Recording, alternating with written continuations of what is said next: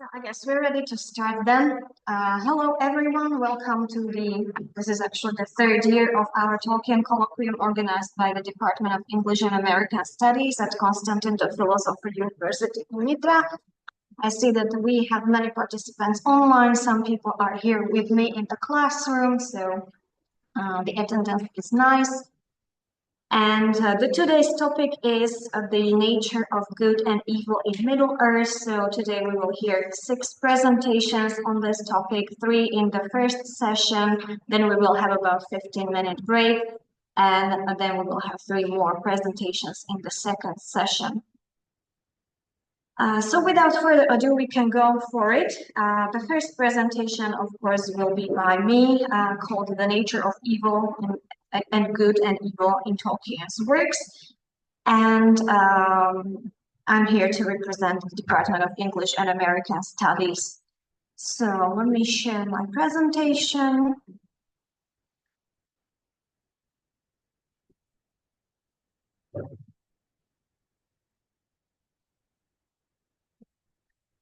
Okay, I should be seeing it.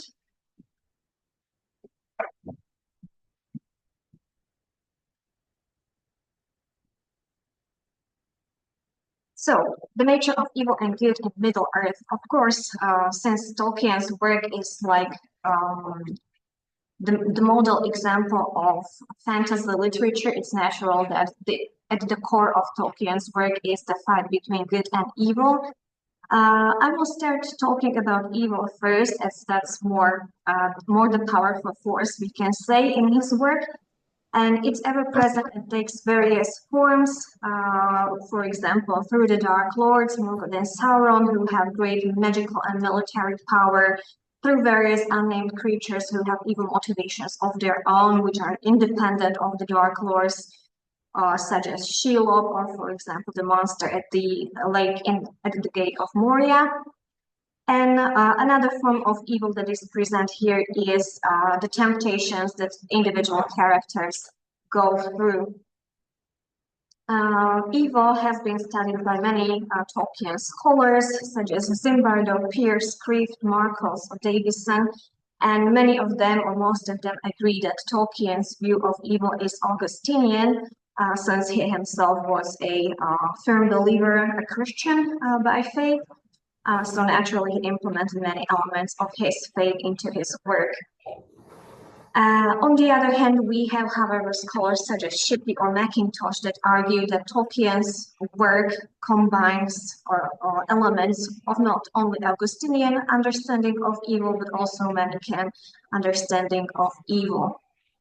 So something more about these 2 approaches to understanding of evil. I'll start with the Augustinian one, as that shows more similarity to Tolkien's own belief, or it's more closer to Tolkien's own belief in his personal life. Basically, the first scholar who ever discussed Tolkien's, or similarity of Tolkien's characters, evil characters, to the teaching of St. Augustine about evil was Rosenbart in her essay Moral Vision and the Lord of the Rings.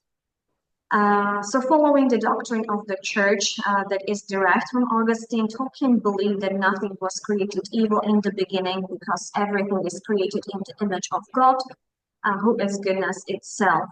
Thus nothing can be utterly evil, since the being, existence itself, is a good of every creature. Evil arises from a lack or a perversion of good, and is therefore dependent on the existence of good on which it parasites. Good can exist without evil, but evil in turn cannot exist without good. So consequently, evil is considered to be a lack of goodness, and as such, it causes also a lack of existence. In Tolkien's work, this effect is exemplified by creatures who, by turning to evil and sinful life, this changes their physical features, it makes their lives miserable. They are always angry, and they are disfigured in their body, such as Gollum. And the reason is that succumbing to these evil temptations basically removes the ultimate source of life joy, which is the ability to enjoy one's own existence. This ability is replaced instead by imperfect and temporary joy of possessing material things, and if they don't possess them, they crave them for the rest of their life. Tolkien was a linguist who liked to play with meaning of words, and he showed us also the literal implication of this statement. So the evil can disfigure or physically reduce one's being, as can be seen in the characters of Sauron or Ringwraiths, who have lost their visible bodily forms as a result of their subjugation to evil. Louis Marcos, in his work On the Shoulders of Hobbits, remarks that evil dehumanizes men. It turns them into some kind of beasts, such as happens to Gollum or Wotan, or they are turned into machines, which can be exemplified by the orcs. They only function by the orders of the Dark Lords and have no will of their own, almost, we can say. Which brings us to the evolutionarist and determinist idea of man. In Augustine's philosophy, evil arises when one person, out of their free will, chooses to disobey the objective good or the natural order as that is established by God. Evil can often come out from apparently good intentions, which become perverted when the object of these intentions ceases to be the well-being of others, and instead these creatures start to desire domination of others. This is exemplified, for example, by Boromir, when his original intention was to help his country, so that was a good intention. However, he tried to do this via the means of ring, which he tried to forcefully take from Frodo, which naturally corrupted his intention and the goodness of his intention. In the worst case, evil comes to attempt to subject others to the demands of self, which is basically the essence of Morgoth's and Sauron's evil. In Augustinian thought, evil is always internal, and it stems from each individual's lack of prudence or belief in objective good. The evil that Tolkien presents in his stories is of such nature because it arises from internal conflict between the good and evil side of each of the characters. And the ring, even though it may seem to be like an active agent of the evil force, is just a symbol of the power, the corrupting power. So it's not really the ring itself that brings out the characters' evil qualities and enhances their internal conflicts, but it is rather their own internal desires for the power that the ring represents. Some characters desire the ring as a symbol of power that is to rule over others. Some desire it as a golden treasure that makes them invisible. But basically, all of them desire something, some power represented by the ring that is beyond what is their God-given share. And Peter Kreeft further on in the philosophy of Tolkien observes that the ring or the evil works only through our free will, our choice and consent to it. So there are always two options for each of the characters in the story: to do what is objectively right or not to do it. And when you choose not to do it, then you choose the lack of goodness, which is basically evil. As for the Manichaean understanding of evil, this was considered to be, or is nowadays considered to be, a heretic theory. But in Tolkien stories, we can see some elements of it presented in certain creatures. For example, as I mentioned, the ring already. The Augustinian understanding of evil is rather presented through the main protagonists, through the members of the free races, who gets corrupted because of their desire for power, such as Saruman, Boromir, or Feanor. But there, the evil is always the result of their personal faults.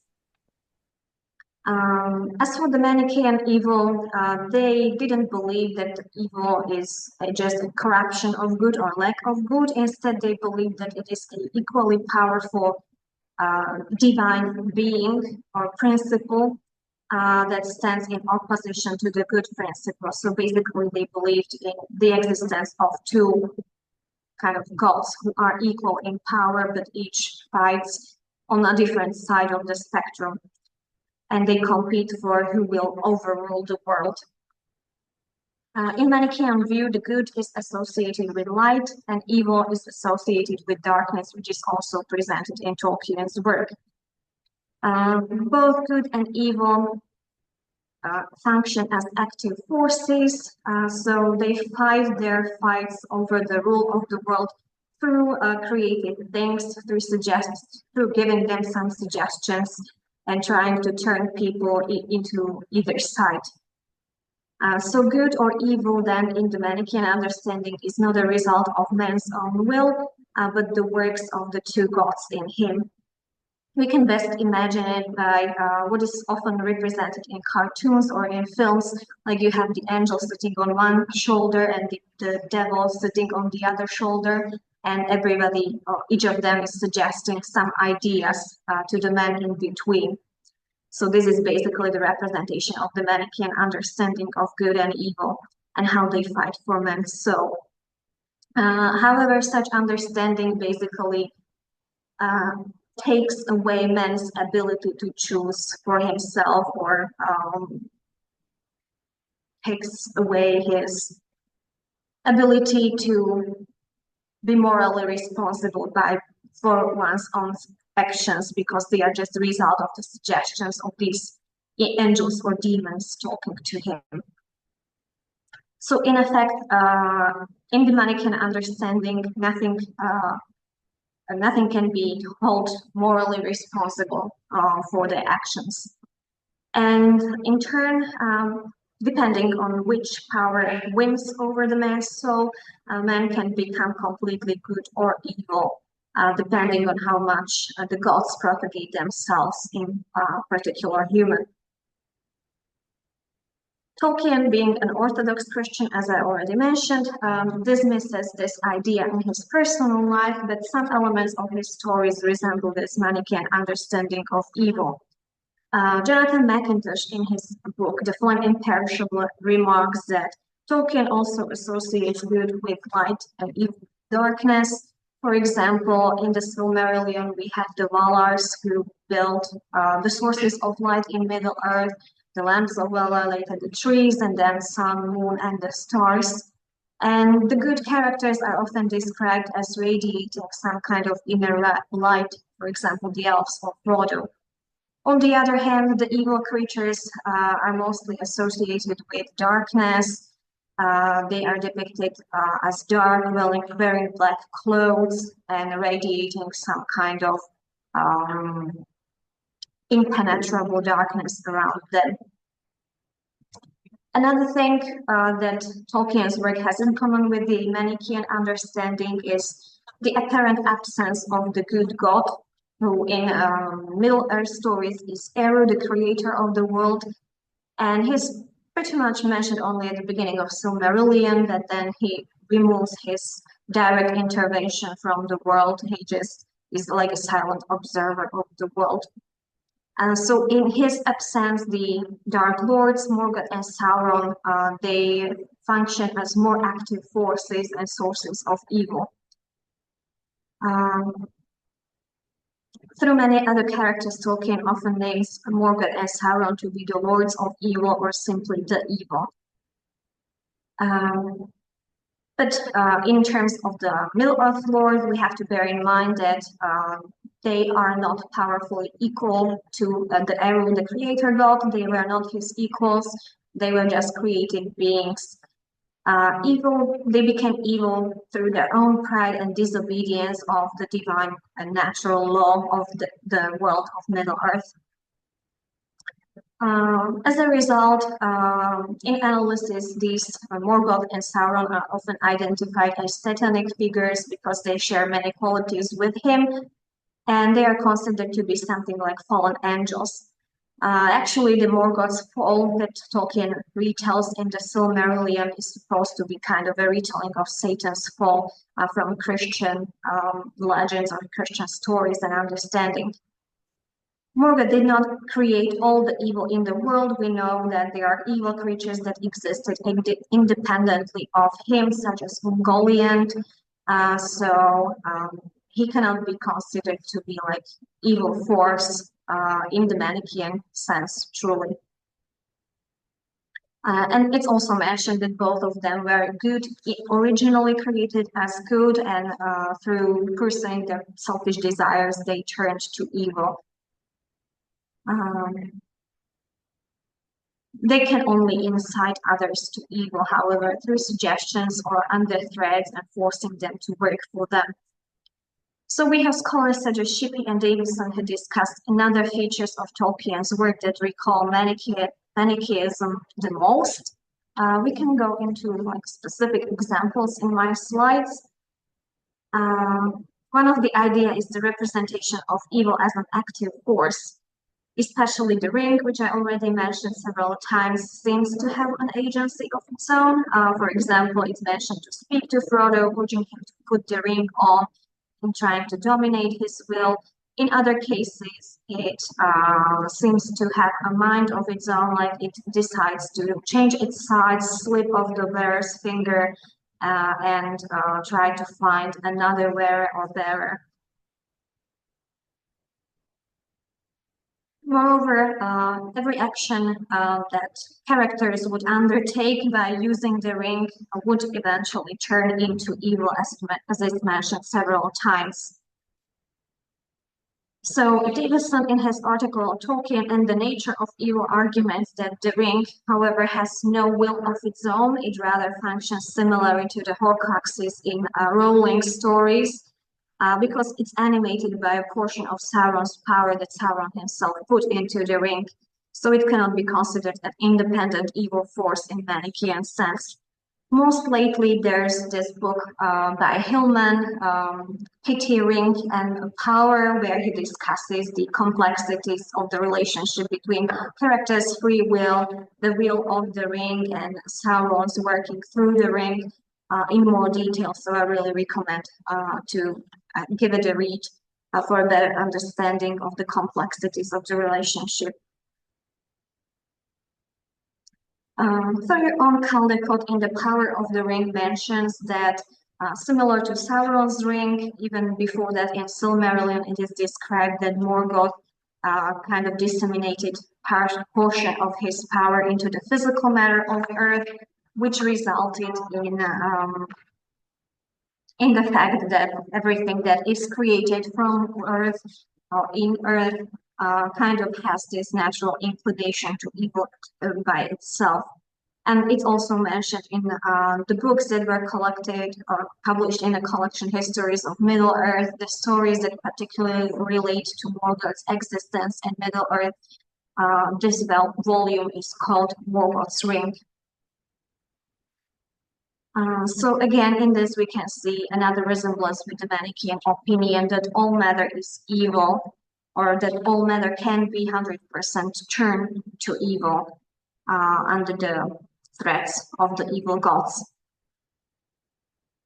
In the Manichaean opinion, similarly, evil was created by the evil, Earth was created by the evil god and not by the good god. Of course, the opinions can differ, and we can discuss whether the tempting visions, for example, the ring puts into the characters' minds, and what one might achieve with the possession of the ring, like it incites the characters to lust for the ring. We can discuss whether these suggestions really come from the minds of the individual characters or from the kind of working of Sauron's will through the ring. For example, it's mentioned the urge to put the ring on and losing control over his hand, like what happens to Frodo when he encounters Nazgûls or when he gets closer to Mordor. However, when he is in like more peaceful situation and uses the ring in more peaceful situations, when he's not threatened by the enemy's servants, such as at Bombadil's house or at Amon Hand, he puts the ring on not against his will, but willingly. And in these scenarios, we don't really see any outside voices speaking to Frodo in these scenes. So this may suggest that the urge might have been provoked rather maybe by the presence of the Nazguls in Frodo's vicinity or Sauron himself while he was in Mordor, rather than the will, so to say, of the ring itself. Even though maybe the Nazguls didn't know in these situations the exact position of Frodo, they felt the presence of the ring, and that's why they tried to maybe like telepathically appeal to Frodo's mind in order that he put the ring on so they could spot him more easily. Which is something which also Mackintosh identifies in his work, that the reasons why all actions done through the ring would turn evil is because the ring was designed for it. It has a similar function to do evil, just like the elven rings have the function to heal and preserve good and goodness in the world. Another feature that Tolkien's work has in common with Manichaean approach is the existence of apparently utterly evil and irredeemable creatures such as the orcs. He mentions, or it seems that in Tolkien's Middle-earth, there are many races that seem to be corrupted beyond the possibility of redemption.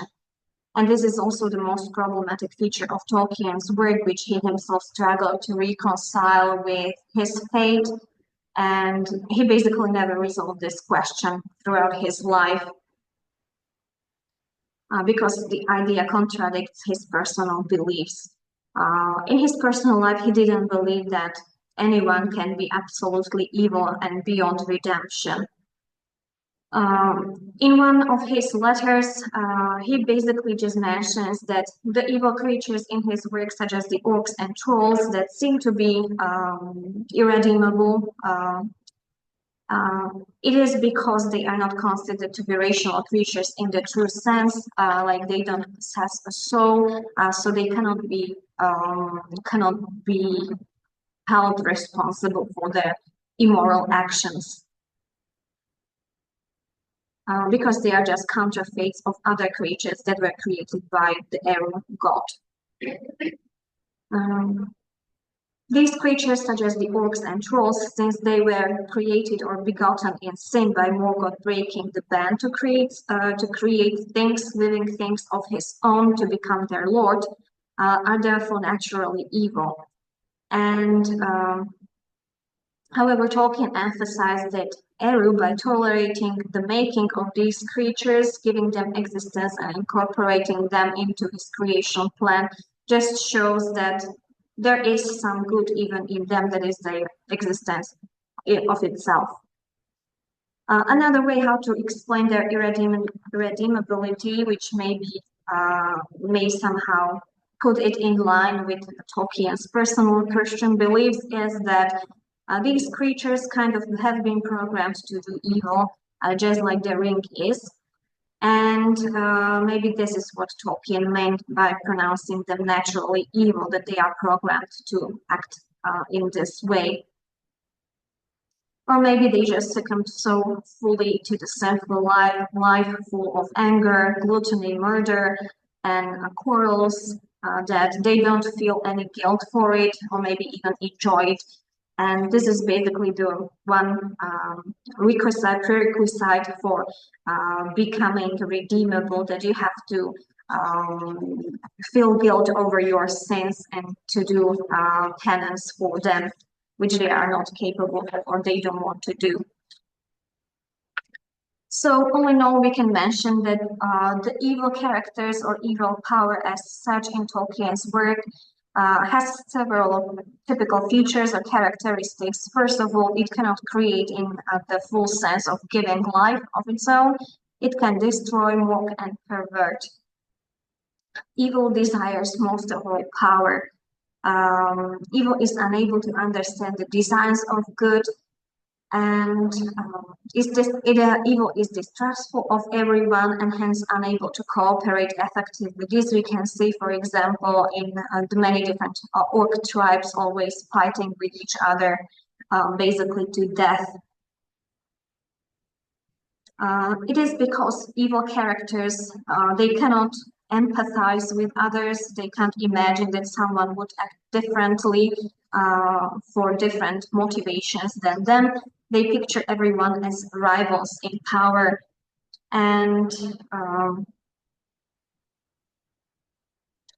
as a result, the alliances the evil offers, or kind of friendship that the evil offers to other characters, are always only temporary and based just in order that it would benefit the greater evil in these alliances. They are based on fear and suppression. For example, the alliances between Sauron and Sauron and many other of his servants, or on pretended loyalty, which is held onto only as long as it's beneficial for the members of the alliance, such as the alliance between Saruman and Sauron. The lesser evil always has the tendency to supplant the greater evil, which naturally leads to treachery. And as another scholar, Portil, in his work Lord of Elves and Eldils, puts it, is that no one wants to be a slave of another evil lord, so that's why it tries to become the evil lord itself. So we have the most evil characters, such as Saruman. They always want to take place of the higher evil lord. And for the time being, they are just satisfied with becoming satraps of the higher evil until they figure out how to supplant him. So in this relationship, we can see the Hegelian master-slave dialectic, according to which slave basically is not the one who is like enslaved and has to serve the master, but rather the master is kind of dependent on the slave or existence of the slave. Without the slave, there wouldn't be a master. And he would have to fulfill his needs by himself. So similarly, in Tolkien stories, we find evil lords who exercise their power through their slaves and through magical tours, but themselves they're unable or afraid to come into open combat and do things for themselves. So evil in Tolkien stories just divides and isolates everyone. Even the evil characters are isolated from one another. Of course, evil can often appear fair, whereby it is tempting and targets like the major flaws of other characters. And by consenting to what evil offers, whether it's advice or some magical devices or some help, in hope to do good through these devices, however, eventually everything would turn into evil as well. And although the consequences of evil may be disastrous, Tolkien believed that in the end, even evil can serve some good and complement the divine plan, which is again in line with the Christian understanding of how it works in the world. In Tolkien's stories, this was mentioned directly or openly in the Silmarillion part where Melkor rebelled against Eru, and Eru claimed that everything that you do will be incorporated into my plan. And it is also illustrated by the scene when Frodo at the end of his journey is unable to destroy the ring himself, so it takes an evil creature Gollum to cut and bite the ring off Frodo's hand in order to be able to destroy it, even though by accident.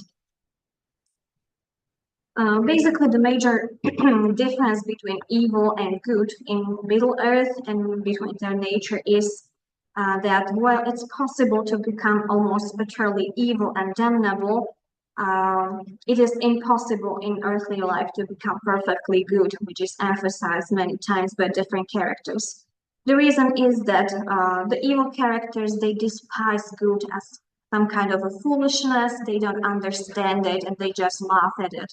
Whereas the good ones, they are always too well aware of the realness of evil and the dangers the evil presents. They know that they are well aware of their own personal faults and weaknesses. They recognize where they can be tempted and that anytime they may slip from virtue, so they don't think of themselves as 100% good. And as the most effective way to overcome evil, in Middle-earth is, as Tolkien suggests, to the exercise of virtues such as humility, selflessness, self-sacrifice, as opposed to the vices of pride, selfishness, and terror that evil is based on. And as for some other characteristics of good in Middle-earth, yeah, we mentioned that evil is represented by Melkor and Sauron, who are considered to be satanic figures in his stories. But in terms of good, there is really no one single embodiment of good, unless we count Eru, the god creator.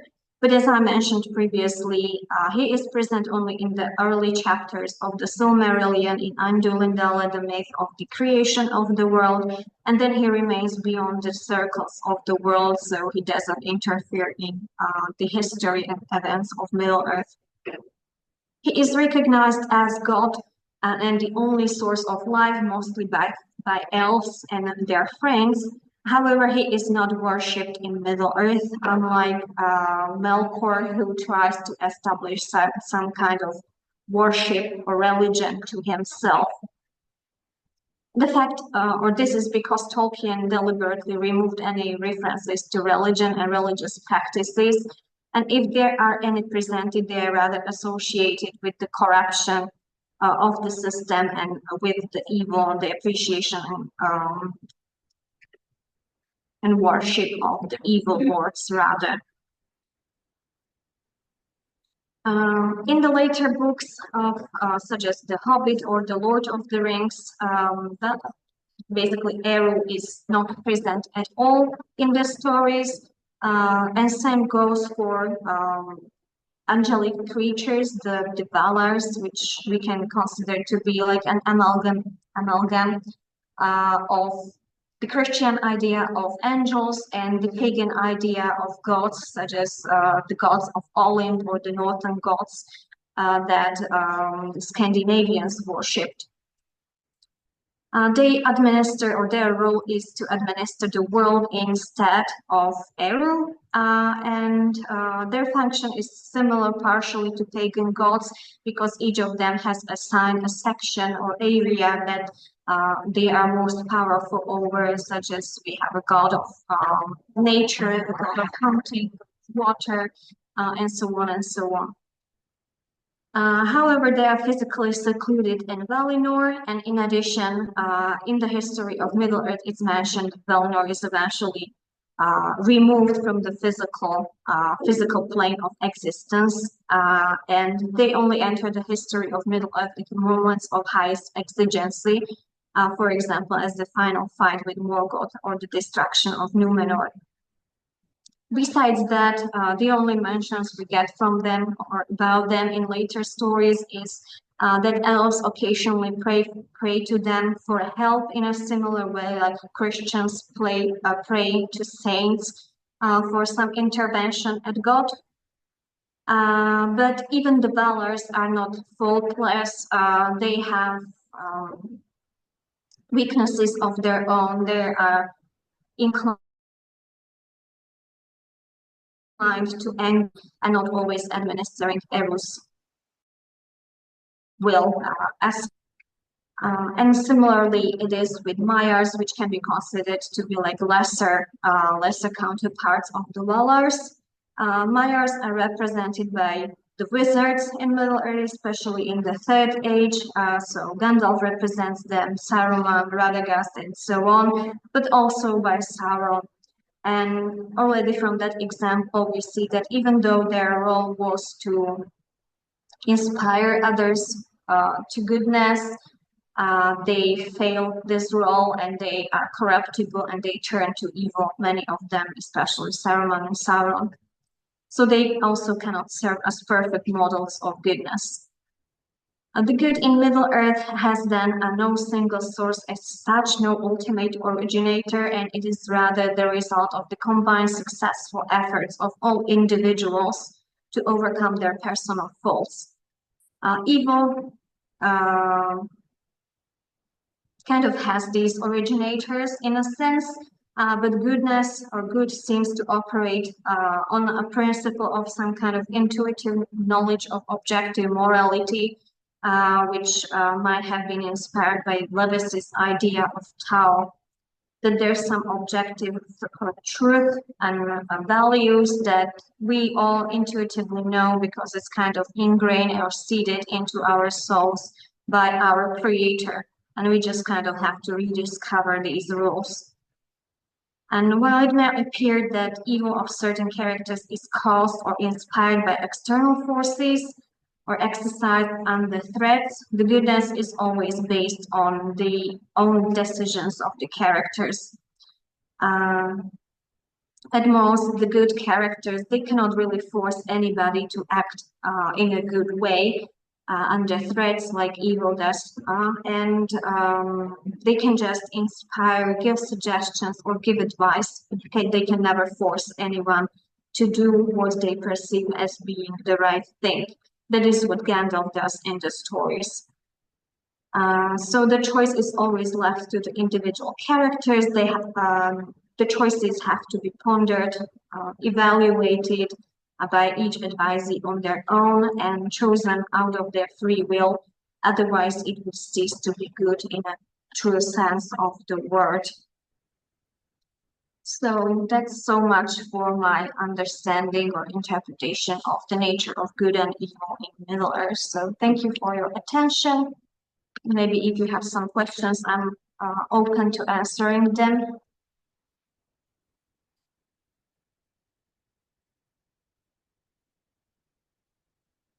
Yeah, I see Catherine. Yes, so you have mentioned that the religious aspects, so the practices religious in Middle-earth are not, let's say, described. And when they are described, they are mostly described connected to the evil ways. So the question is, could the absence of religious practices, let's say, good related religious practices in this amongst the three races in Middle-earth be a reason to the closeness of the Valar and Maiar and the common on daily life of the ordinary people and elves and dwarves? Yeah, so there are like subtle hints to having certain practices. For example, in The Lord of the Rings, Faramir mentions that they kind of give halt before food, some kind of a silent prayer when they are turned towards the west, where Valinor is placed. So this can be like the most obvious example of a celebration or some kind of religious practice in Middle-earth. I think that one reason why Tolkien removed the some kind of worship rituals presented by the good characters can be that he wanted to present good and Eru and the Valars as creatures, gods, so to say, that are satisfied with their own existence. They don't necessarily need anyone to worship them, to give them or affirm their role as the creators and good givers. Whereas the evil characters, such as Morgoth, when he demands that people worship him, is out of his own pride, out of the corruption of his own will. He just needs to be affirmed as and celebrated as kind of a godly way. Not sure if that answers your question. It does in some ways. Thank you. Okay.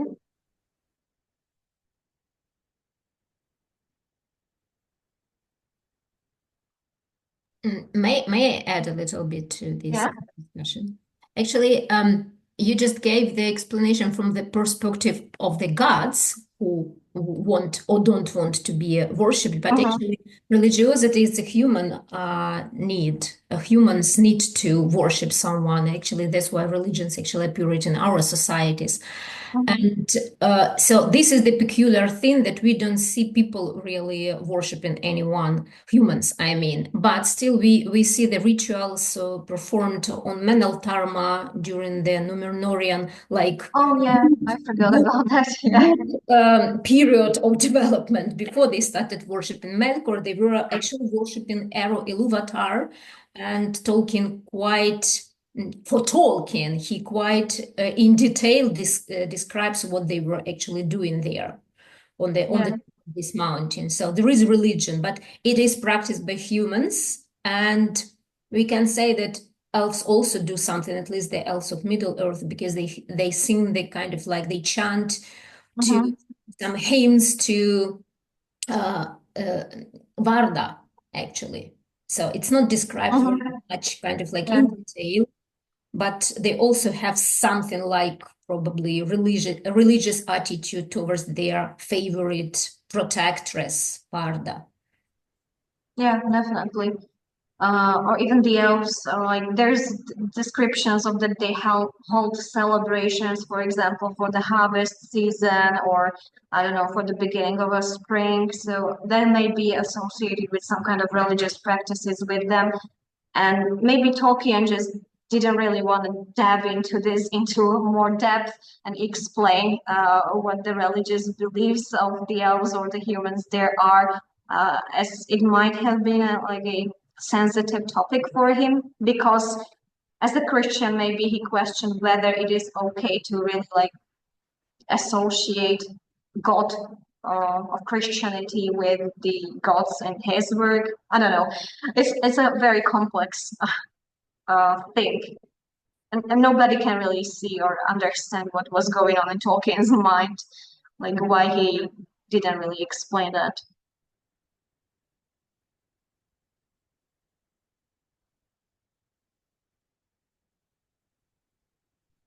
So Okay. therefore, so therefore, people they do not see the need. Well, the common people, except for some daily rituals, such as thanking for the West. They do not see the need to worship, and because from one perspective they are free races, and therefore they do not need to worship. And on the other hand, because they know for sure, they do not think or believe, but they know that there are some higher, or maybe one could say even mythical creatures above or among, and they know for sure that if you do this or that, it is possible that you get the answer from this or that. So the elves, they could give the, one could say even prayer, let's use the common notions, and they would have the answer. So you call someone and you get the answer. Okay, thank you. Okay. But I think that we shouldn't expect from Tolkien kind of like to behave in his writing like anthropologist who would describe the culture in its fullness with all the kind of like he complained about it in his letters that some people want to know about botany, biology, some species, but he was like creating it's a piece of artistic work, not like I don't know, some reporting on the customs and religious habits of peoples of Middle-earth. It appears in his text when the development of the narrative needs it, but he was kind of like not obliged to explain all this to us, in my opinion. So sorry for venturing in. Yeah, that's also right. Okay, so if there are any further questions related to my presentation, you can type them out into the chat forum. We may answer them later on. And we can now move on to our second presentation by Alexandra Filonenko from Friedrich Schiller Institute in Vienna. So. Okay, so now I will try to share my presentation. Actually, I'm originally from Ukraine, and I'm a visiting scholar in Friedrich Schiller University because of the situation with the war in my country, in particular because my region is very close to the front line. That's why I had to kind of like remove myself from the dangerous place. So I'm going to talk today about so-called Gnostic evil, Hermetic good on competing worldviews in Tolkien's Legendarium. Alongside a strong Catholic Christian tendency in Tolkien scholarship, there has always been another approach to interpretation, actually discussed in the previous talk, related to the ideas of Neoplatonism and to a lesser extent Gnosticism, especially in its Manichaean form. Tolkien lived during the time when different esoteric orders and societies thrived in Britain, and one of the inklings, Charles Williams, was an influential student of the occult. In my talk, I would propose to consider Tolkien's works as sharing some common motifs and ideas with Western esoteric tradition, in particular Gnosticism and Hermeticism. It might enrich understanding of Tolkien's text and partly explain certain tendencies in their interpretations. For example, an outright Gnostic retelling of the Silmarillion in the Russian fan-fiction novel The Black Book of Art, written by Natalia Vasilieva and Natalia Nekrasova, or the so-called religious affordance of Tolkien's text, allowing the creation of new religious movements, in particular Gnostic sects, based on Tolkien text. For this, you can refer to Marcus Altana Davidson's doctoral thesis, The Spiritual Tolkien Milieu, a study of fiction-based religions. How and why these esoteric motifs appeared in Tolkien's Legendarium is a topic of a separate research. Today, I just want to kind of like point out some moments. So the starting point for my interest in this type of research on what else beside the Christianity might influence Tolkien's peculiar cosmogony and cosmology was the following quotation from John William Houghton chapter in Jane Chan's collection of edited volume Tolkien the Medievalist. Here he says, Latin Christian thinkers in the actual early medieval period inherited two cosmogonies, representing the desperate beginnings of their tradition in Jerusalem and Athens. On the one hand, they had the Hexameron, the story of the 6 days work of creation in Genesis. On the other, they had the Timaeus of Plato, the only one of the dialogues to have been translated into Latin, and thus their only direct source to Platonic thought.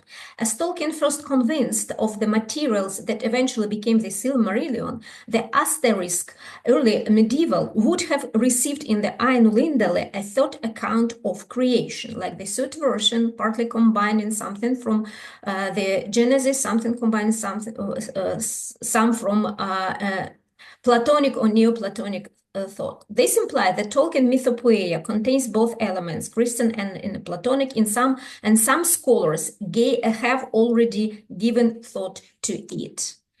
And actually here I just want to point out that according to different approaches, sometimes ages which are called late antiquity or the early middle ages, they overlap, just depending on the region and on the approach with which the historians take. So the late antiquity is the late 3rd century up to the 6th or 7th century, depending on location, and early middle ages, it's late 5th or the century to the 10th century, again, depending on location. Some countries were developing faster, some were kind of like slower in this respect.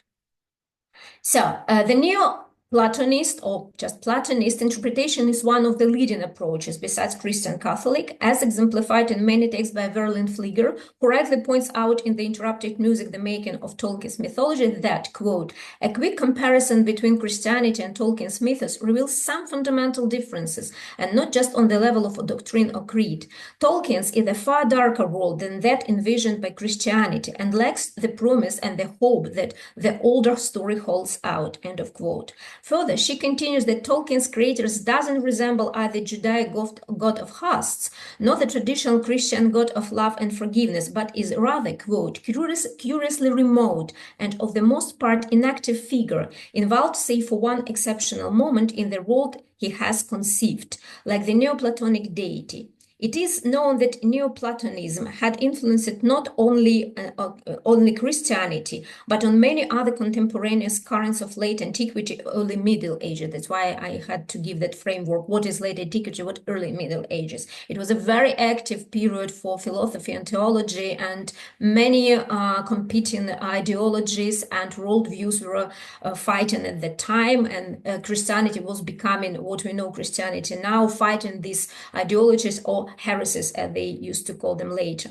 One of these ideologies was for sure Gnosticism in its many variants, not only Manichaean, which is most popular and most known to the white Western audiences. The other, no less diverse, was Hermeticism, a very important esoteric current which is active till today, the same as the Gnostic currents as well.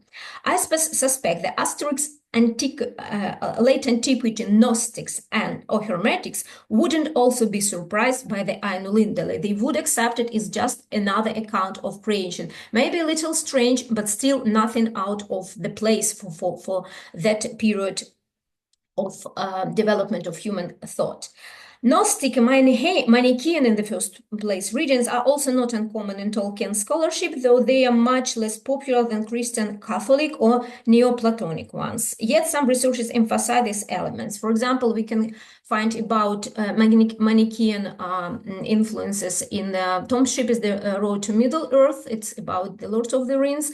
Then there is a book-length study by Bradley Berzer, Tolkien Sanctifying Myth, just understanding Middle-earth. It is about Silmarillion, and one of the very interesting papers on this concept is just Carol Fry, Two Musics about the Throne of Ilúvatar, Gnostic and Manichaean dualism in the Silmarillion, again about Silmarillion. There are some other studies, but still kind of like these ones are very much concentrate on this interesting interpretational approach. Okay, so what is Gnosis and Gnosticism? Actually, the very term Gnosticism has a kind of like very evil connotations in the West, because it was the arch enemy of the early Christian church, and many doctors of church or fathers of church were fighting with this very popular at the time heresy, and this heresy would kind of like surge up at certain periods of times, like late in Middle Ages, and as I told you, it exists till now. And actually, it's not always that dualistic as Manichaean variant of Gnosticism, but in general it just shows this dualistic worldview. But the very term Gnosticism is a scholarly invention. They didn't call themselves like that. Coined by the Cambridge Platonist Henry Moore in 17th century, who used it as a pejorative sense. In antiquity, the religious phenomenon it designates was simply called gnosis, which means just knowledge, but the knowledge of a very particular type. Or by its opponents, actually by Christians, it was called gnosis, falsely so-called, because Christians also thought themselves as people who possess gnosis, but their gnosis was right, the gnosis of other Gnostic groups was not right. So, in this connection, the word gnosis does not refer to rational philosophical knowledge, but to religious spiritual insights based on revelation. And thus, Christian gnosis is also gnosis in this respect, because it is based on revelation. From the beginning, the modern word Gnosticism has been used in particular to indicate a special branch of gnosis that flourished in the 2nd and 3rd centuries AD, and was vehemently combated by the several early Christian writers because of its heretical doctrine of creation and salvation. These so-called heretical gnosis adhered to mythological Gnostic systems and were representatives of a much broader and variegated movement of type of religiosity characterized by a strong emphasis on esoteric knowledge, secret knowledge, gnosis, and as the only means of salvation, which implied the return to one's divine origin. In simpler world, these Gnostics, which were kind of like considered to be bad in the eyes of the early Christians, they knew some secret truth hidden from the ordinary people about the creation or organization of the universe, man's place in it, and the path to salvation from the imprisonment of the divine soul in the material world. And it differed from the Christian point of view, but still had a lot in common, especially among the so-called Christian Gnostics, because there were some Gnostic sects which kind of like shared this Christian belief, but interpreted it a little bit differently. So, we can talk even about Tolkien's Gnostics. It's remarkable that Tolkien also has his own Gnostics as people who know some higher truths through their contact with divine beings and their elves, who derive their truth about the structure of the universe, of the origin of the universe from the Valar themselves. And actually in these early revelation religions of the late antiquity, early Middle Ages, it was very important to get this divine agency who kind of like gives you this knowledge, reveals this knowledge. It was this knowledge based on revelations. In the Book of Lost Tales, the future Noldor have a name which has etymologically and semantic affinity with the word gnosis, gnomes. Tolkien writes about them in one of his letters. The real name, according to my mythology, of the High Elven people of the West, gnomes. Pedantically associating it with the Greek gnome in thought intelligence, but I have abandoned it since it is quite impossible to dissociate the name from the popular association of the Paracelsian Gnomus Pygmaeus. And actually in Paracelsian, one of the very important esoteric texts, these gnomus, they are considered to be the spirits of the element of earth, which is also quite interesting in connection to how well elves could manage the earth, could manage the natural landscapes, and how well they could preserve and beautify them even more. Here I give also some kind of like origin of their very word gnome, and it has such connotation like means of knowing, sign, mark, mind, intelligence, judgment, understanding, reason, will, opinion, decision, which all can be applied to Tolkien's elves, in my understanding. So it must be emphasized that there is no one myth, because there were no one Gnostic movement as a unified one, but an impressive amount of partly contradicting variants belonging to different Gnostic groups. Yet the most characteristic feature of the so-called Gnostic mythology are, first, distinguishing between an inferior creator of the world, a demiurge, sometimes it is even Jewish Yahweh, in some currents, and a more transcendent God or other or order of being, like the Platonic, the one, or monad. Second, existence of a special class or race of humans that is descended from the transcendent realm and is destined to achieve salvation and to return to its spiritual origin. Sometimes they are believed to be the descendants of Seth, the third son of Adam. Third, salvation is understood as a revelation that reawakens knowledge, gnosis, of the race divine identity, but not through the redemption due to the death and resurrection of Jesus Christ. Sometimes Christ is included in these systems and is in one of the aeons. Fourth, sharp dualism involving a much more negative attitude towards the inferior creator God, the material cosmos, and the human body. Actually, this idea that the body is the prison of the soul is a very Gnostic one, and it, by the way, entered Christianity. Many Christians who kind of like despise their bodies and just like punish their bodies for being such a bad thing, it's kind of like very much Gnosticizing attitude, Gnosticizing behavior. So, and there are like variety of myths how all this condition happened.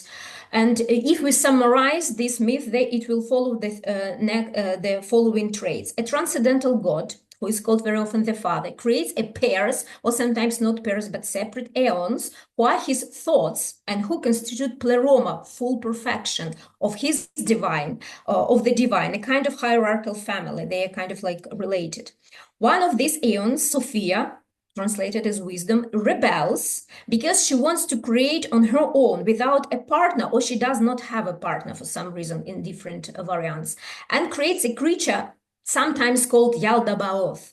This Yaldabaoth is so ugly that he is expelled from Pleroma. He is ignorant of his origin and in general, but still he is capable of creation. So he creates 7 archons, the planetary spirits. And because he's alone in this like outside of Pleroma place, which is kind of like difficult to understand how to call it, even he thinks that he's the only God, and he believes that he is the God creator. So it's kind of like not really his fault that he doesn't know that he is only some descendant of more divine powers. Together with these archons, they create the material world and actually humans. This, our unhappy world, is marred, a copy of the true world of Pleroma, but it is not totally bad and dark. It is rather gray, as it contains some reflexes of the true world. Sophia, in the end, manages to instill a divine spark into man, and thus human nature becomes dualistic. We have this immortal soul and this corrupt and very bad body, which belongs to this created by this stupid Yaldabaoth world. To return to Pleroma, people must receive gnosis, revelation, about the divine origin. So what can we find in the Ainu Lidale? What features? Surely Tolkien doesn't copy. He actually is a great master of not copying things, but like reinterpreting them. And sometimes he does very surprising things. So what affinity to Gnostic myth I see in the Ainu Lidale? The supreme transcendental God, the one creates, quote, the Ainur, the holy ones that were the offspring of his thought, and they were with him before aught else was made, end of quote. So yes, like eons of the Gnostic, like the supreme God, he creates the Ainu. Then the existence of the two planes of reality, the timeless halls of Iluvatar as spiritual world to which probably human souls return after death, but it's not again explained in Tolkien's text, and the air as created material world. Thought the rebellion of one of the Ainur, Melkor, and it is interesting that he was kind of like not bad from the very beginning, and Sophia was not bad. She wanted just create, and the same is the impulse of Melkor, for desire grew hot within him to bring into being things of his own. And he kind of like even attempts later already in the created cosmos to create of his own man, humans, orcs. In one of the versions of the orcs' origin in the Morgoth-Rin, Tolkien says that they originate from humans, not from elves. But the version about elves entered the published Silmarillion is more popular now with the wide readership of Tolkien's text. The creation of the material world by the Valar, though they are not evil archons, but actually material forming of the world just is done by them. It doesn't just appear already ready for living. They have to do the job of this like lower demiurges. They have to create this material world, but they are not evil. And actually the marked state of air from the beginning, because Melkor's theme already enters music and changes this music, despite the fact that Iluvatar manages to resolve discord into harmony, still this discord is present in the very fabric of the created world.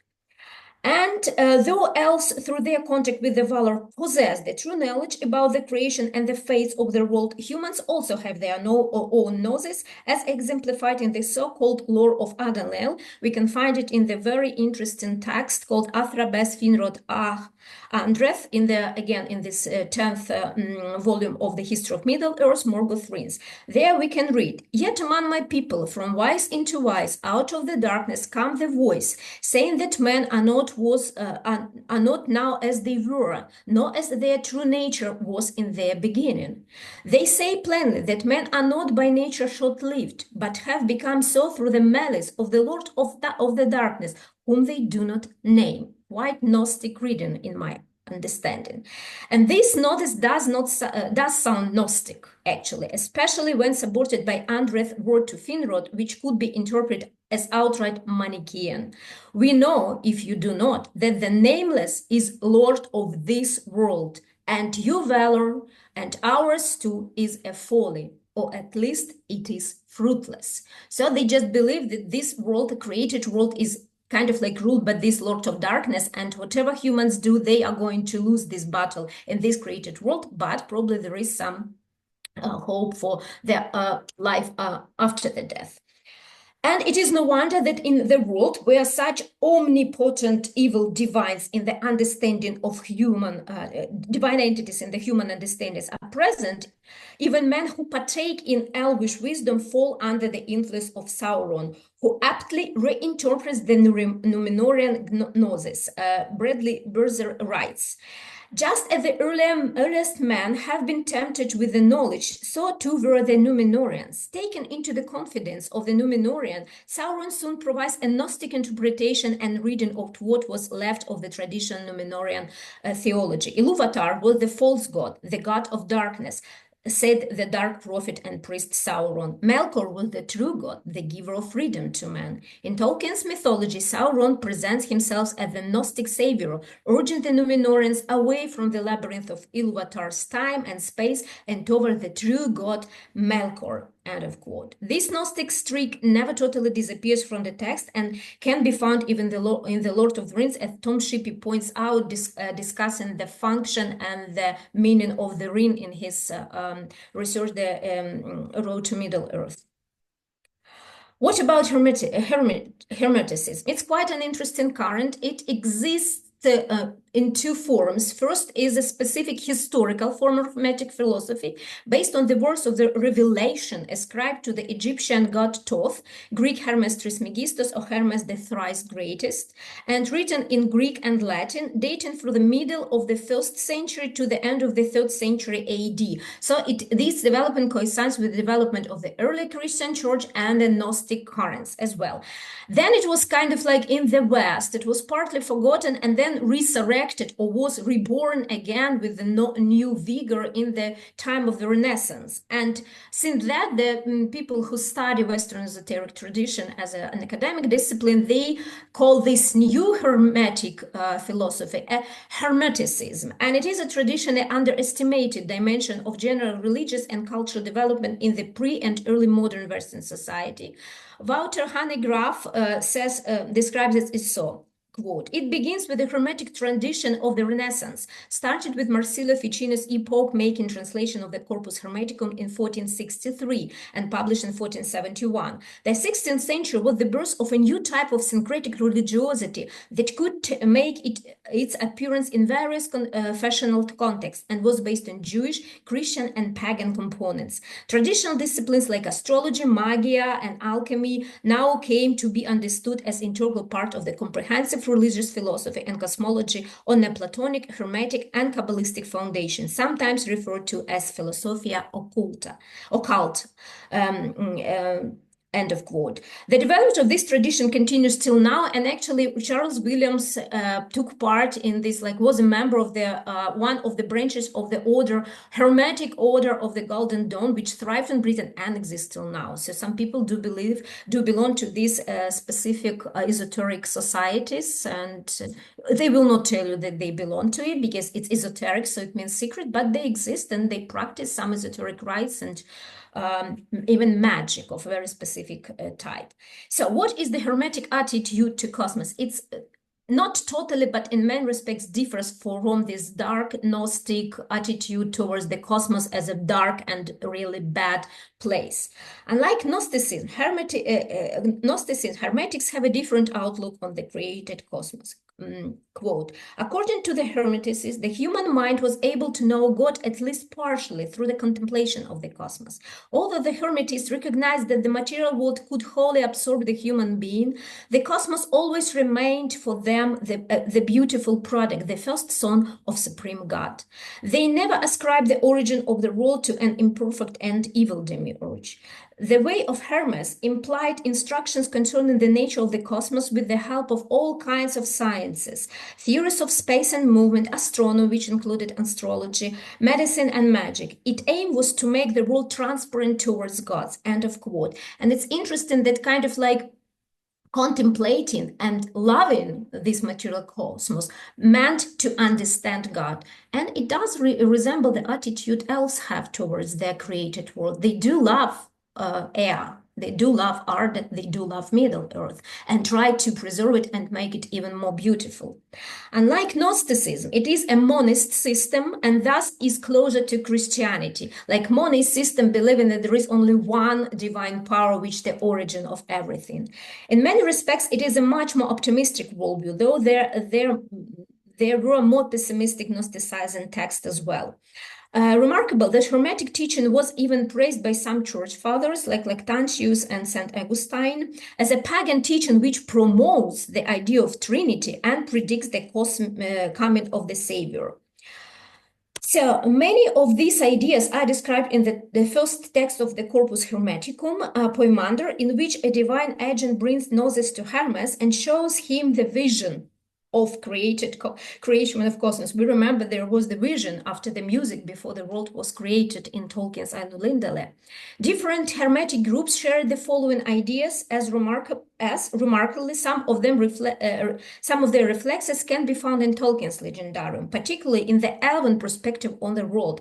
So we can say if the humans of Tolkien's pre-Christian world are Gnostics, the elves are Hermetics. What are these ideas? Now I just name them and maybe comment a little bit because I know that I'm running out of time.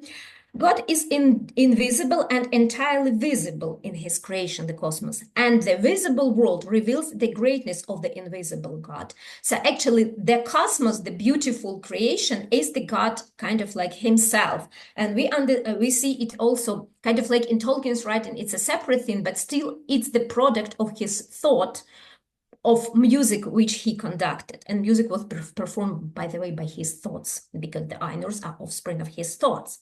The God is life and light. I think this comparison doesn't need any explanation, because the God in Iluvatar possesses light, flame imperishable, and he starts life with his flame imperishable. The God is androgynous. In case with Iluvatar, it's not the case, but we can see that actually when they descend into the created world, the Ainur become valor and they become gendered. They get gendered bodies. So this potential to become female and male is already in their nature. They are kind of like androgynous before probably the world was created.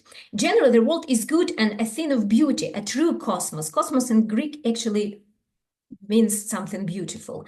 So, and it is true, because one of the Tolkien's greatest griefs is that we humans are destroying the beauty of this cosmos with our strange, very unfriendly to environment activities. The God produces two other supreme divinities, so-called Hermetic divine triad. This we don't see in Tolkien's, but he also produced multitude of lesser divine beings, including the 7 rulers of the planetary spheres. And it's interesting that in Tolkien creation we have 7 female Valir and 7 male Valar. A distinction is made between hypercosmic, intelligible gods, those Ainur who stay with Valatar, because not all of them descend into the world, who are called Osiarkai, and cosmic, sensible gods, the gods of the created cosmos. It is celestial bodies. The Osiars are gods who rule over divine entities of a secondary order. So kind of like, there are like Valar and there are Maiar. There are this also inside of these gods who live in the sensible cosmos. They also have this hierarchy, and we also see it in Tolkien's writing. Everything in the cosmos was created by the gods of the planets and the fixed stars. So actually, we also see it in Tolkien. Valars create the material thing on which we live. The twofold nature of humans, they were born into cosmos, but should unite with the God. And probably it's not very much discussed. It's still a secret in Tolkien's writing, but probably this is the fate. This is kind of like implied in his text. And there is also the idea of reincarnation, and we find it in the fate of elves, who do not leave Arda. They reincarnate even if they are killed. What is also important in Hermetic tradition, there is no rebellion against the supreme God, though there is the desire to create. Everything happens out of love, though love is an ambivalent thing, bringing the divine anthropos to downfall into the material world and the consequent twofold nature of the human being. A too great love for the material world can lead a human being away from salvation. In Tolkien's Legendarium, this happens to elves, whose fate is inseparable from the fate of Arda. And coming to conclusions. I do not claim that Tolkien mythology is of Gnostic Hermetic type, as a truly artistic creation of such magnitude cannot be reduced to one single philosophy or theology.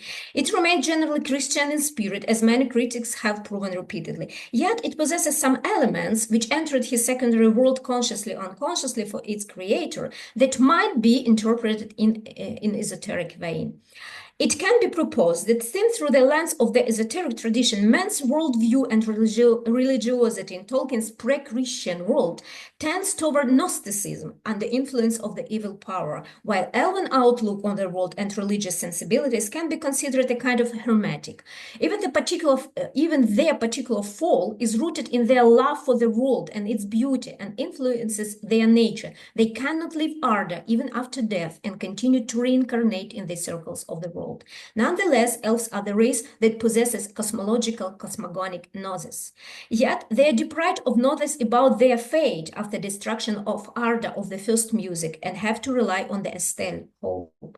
Men are even more complex creatures. Their gnosis about cosmogony and cosmology comes from elves, and those who possess it follow the elven type of religiosity, like Numenorians before their fall or the Dunedain. But unlike Christians in the real world, they don't yet know about their posthumous fate, though they have some dim idea of something beyond the threshold of death. The gnosis is important for both races, though in man's case it oscillates from the true knowledge derived from elven lore to the distorted knowledge imparted to humans by Morgoth and Sauron. Thus, it is a monist system for the elven, from the elven perspective, and a dualist system for man.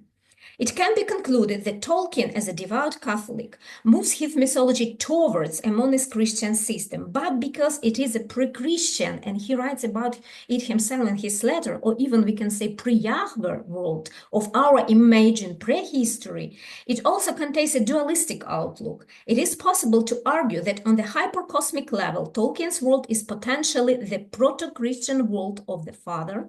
The Son has not incarnated in the created world, so it is not yet redeemed.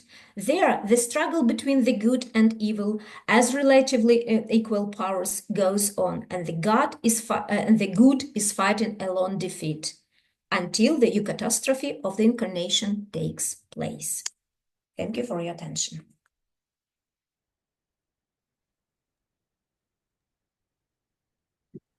Thank you very much. So again, we have some space for questions. I just like cannot stop sharing the screen for some reason. Okay. Yeah, Catherine? A tiny little question about the Gnostic myth, about the creation of man by Yaldabaoth. Has it been mentioned in the myth itself, or maybe where it could be read, about where the form of the man has been taken for the creation? So whether it was copied from the Yaldabaoth's own form, or whether it was given to him by someone else?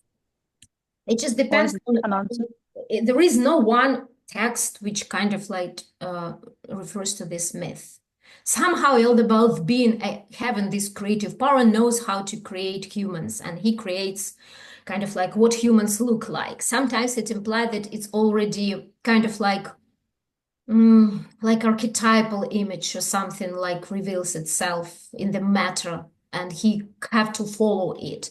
There are so many traditions, and I just summarized them. Some traditions say that it was not created by Yaldabaoth. It was just like imprisoned.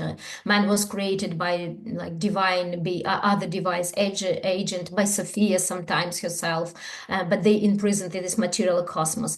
So but the idea is that somehow man's fate is connected both with this created bad world and with this divine world from which this spark comes. And this divine spark sometimes is believed because already this demiurge, who sometimes is not called Yaldabaoth, it's only one tradition, Valentinian and some others, and it was in him, and when he created man, somehow this spark transferred to man. He lost it, this divine spark, and that's why Yaldabaoth, this demiurge, hates human race and wants to destroy it, and we have these wars and all these troubles. Or sometimes it's believed that actually Sophia was instructed just to save humans by installing this divine spark into them. It is quite various variants of this myth.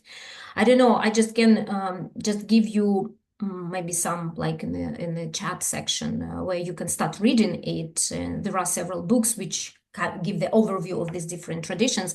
Some books even place these Hermetic teachings as one of the variants of the Gnostic teachings, but contemporary researchers tend to divide them into two separate branches.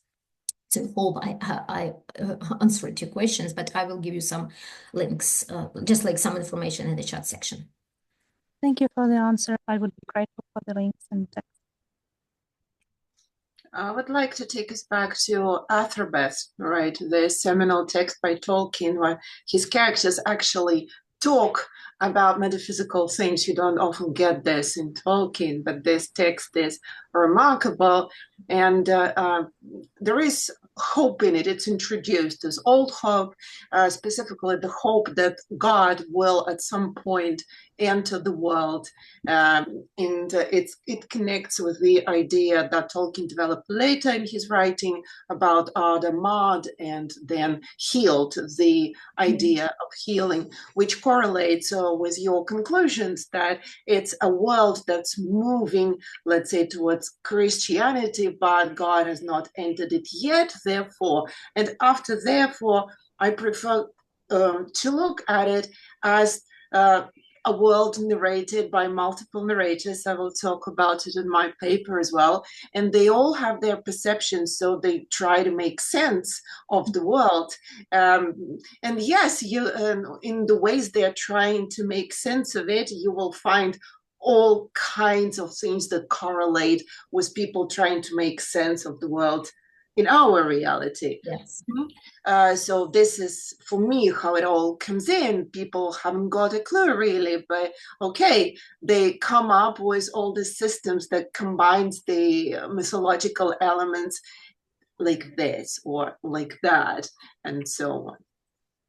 Not a question, but just introducing the very important notion of narrating the world, how it is narrated through this.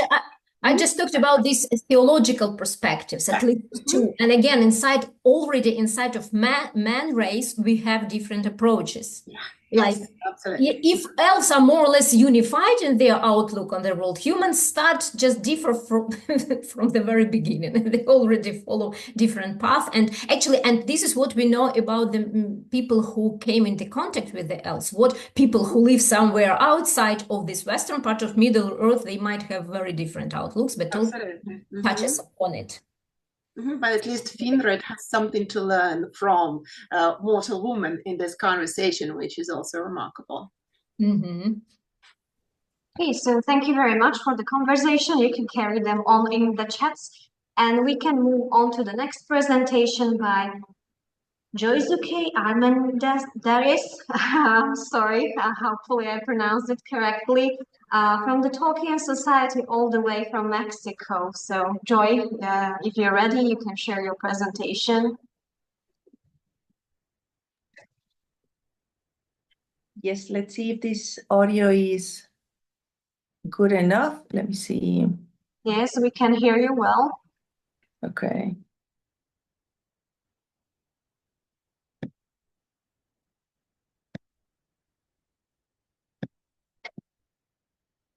Okay.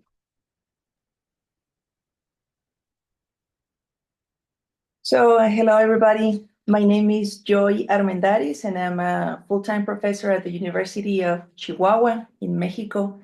And I'm very, very excited to be part of this Tolkien colloquium, Good and Evil in Middle-earth.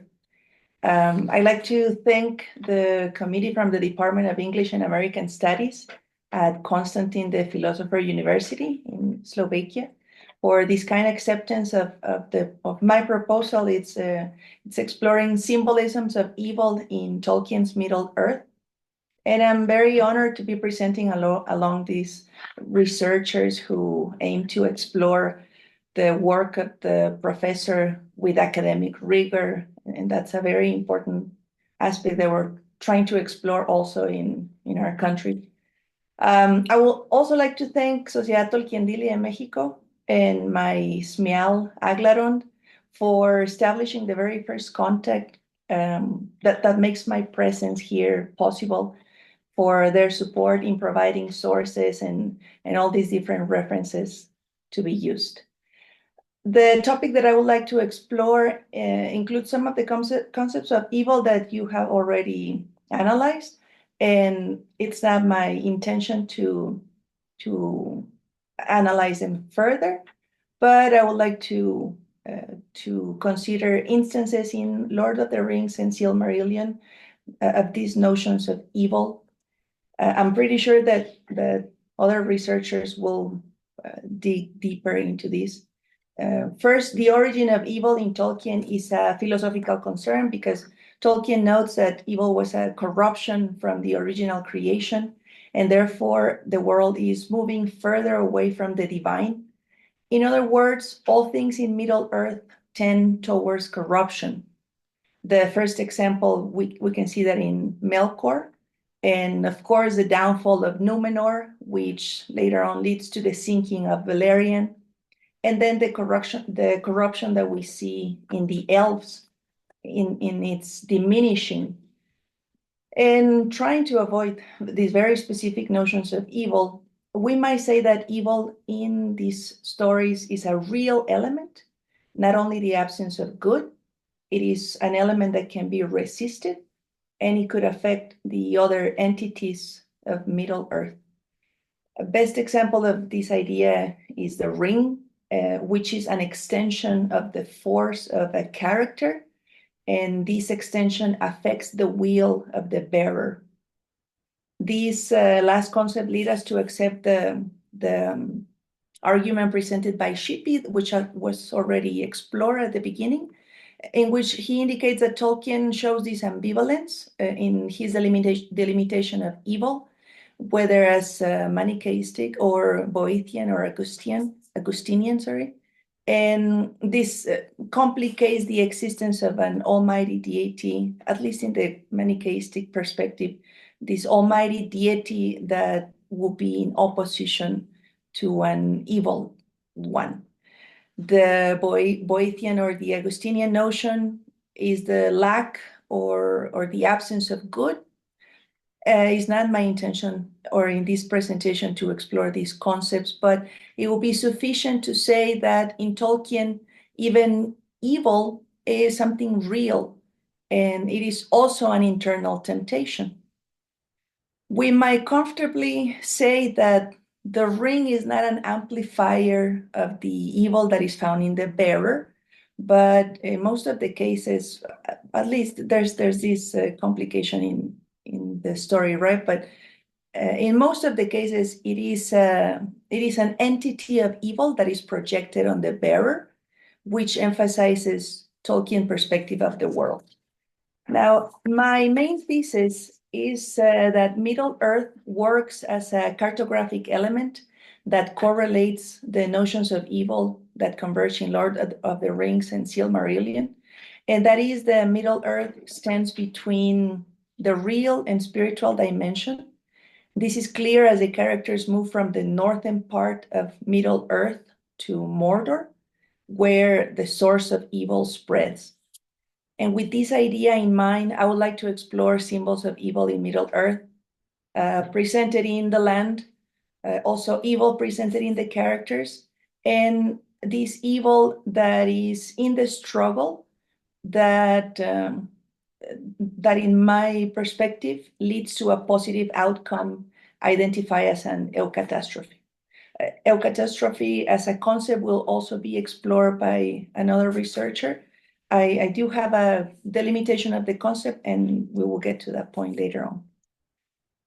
The first example of evil in the land is the representation of Isengard and the White Tower of Saruman. Orthanc as the White Tower, in the way that it is described in the Elvish language, is Mount Fang, which might be associated with the cunning mind of the all-wise men. And this is a location that is not as close to Mordor to reflect all the evil that might be seen in the land, but because of its closeness, is getting corrupted faster and faster than the northern locations. At the beginning, Saruman is not trying to join Sauron. He rather wishes to outpower him, and so it is in this selfish desire that he raises Orthanc as an attempt to prove his power. The result is a childish copy of Barad-dûr, the Tower of Sauron, and some critics like Posey have argued that towers in this context might indicate this desire of the individual for isolation from the cities and from other individuals, not only as a separation of the self, but of the identification of a vertical solitude, as in the shape of a column, in an attempt to suspend oneself from early connections. One second. So Saruman as a Maya should look to interact with humans to assist them.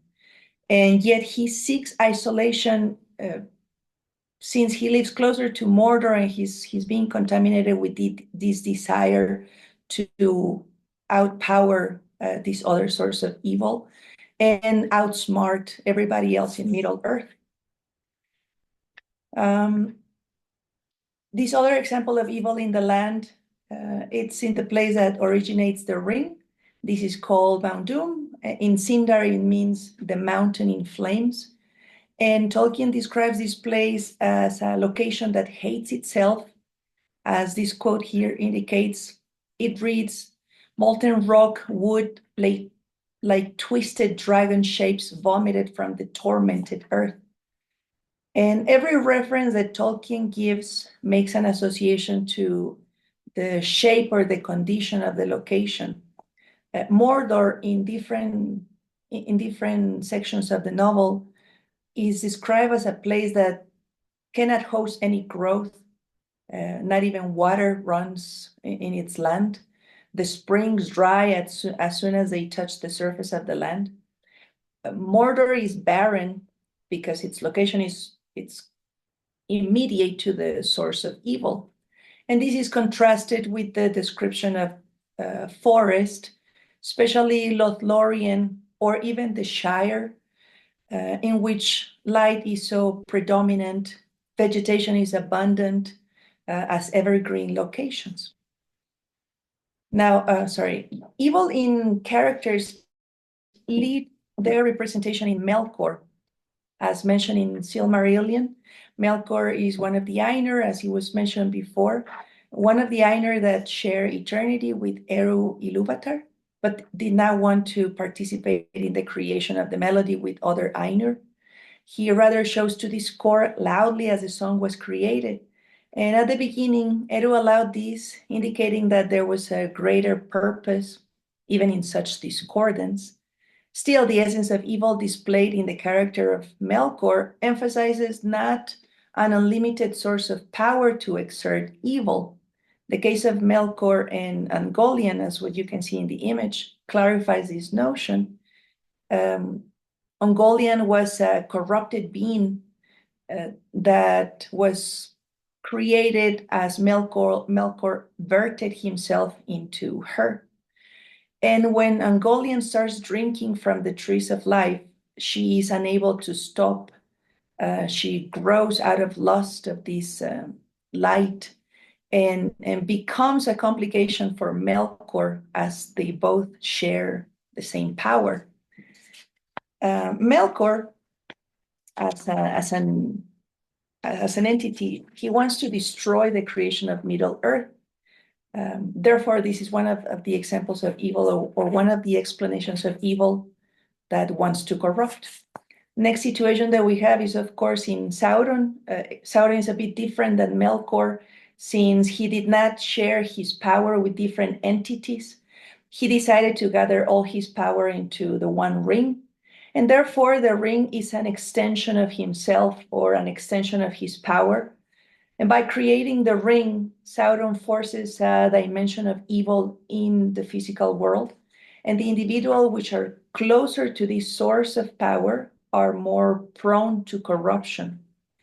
Therefore, with this argument, it is explored that the ring exercises Sauron's will, and any bearer of the ring is in constant opposition with the will of Sauron.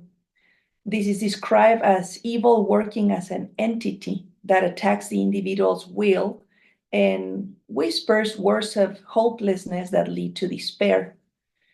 This notion of despair will later be explored in some of the characters. And probably the very best example of the hopelessness and nothingness that is consistent with descriptions of evil in Middle-earth is the example of the Nazgûl. These are beings trapped in between dimensions that reproduce the will of Sauron and the ring. They are insatiable for power and domination. They move between dimensions, and these dimensions or these spaces lead to eternal damnation and despair. They become black holes or similar to Ungoliant, sucking vitality to, or drawing life out of other entities. They trap the light in gray, unmovable environments. This is another feature of evil. And this is an example of Mordor and the life that diminishes in Mordor, as Mordor and Sauron represent the exhaustion of the physical dimension and life and light that exists in the land. The Lord of the Nazgul becomes ambiguously present as an entity living in the dimension of the living, but also non-existent. It becomes evil that could be resisted and overcome, and therefore it becomes an enemy. Now, evil in characters that might be seen is characters that tend to hopelessness. Evil is perceived most clearly in Saruman, a character that aims for recognition and power in the same way that Sauron displayed it. The complication with this character is that Saruman lost hope for humankind and became vain in his knowledge, and he wanted to be more powerful than anybody else in Middle-earth, which is pretty much the same motivation for Sauron and Melkor. And we have the case of Denethor, who has interacted with Sauron through the Palantir, and Sauron did not reveal any truths to Denethor, but yet as these interactions go, Denethor loses hope. Sauron deceives Denethor by forcing him to see an end that is surrounded by hopelessness, and Denethor loses his will to fight because the battle that Sauron shows seems such an impossible thing to fight. By doing this, he forsakes his loyalty to the kings of yore, and therefore rejects the return of the king in the prophetic figure of Aragorn. And this, of course, defines him as a character that is similar to Saruman. Gandalf explains this nature of evil in the characterization of Denethor by saying that evil is similar to a fire that consumes. It's a darkness that spreads until it suffocates everything that is around it. And Tolkien develops the same notion with Ungoliant, as it was mentioned before, in its desire to consume all things that were good. After this consumption, the only thing that remains is darkness, and yet the desire could not be satisfied.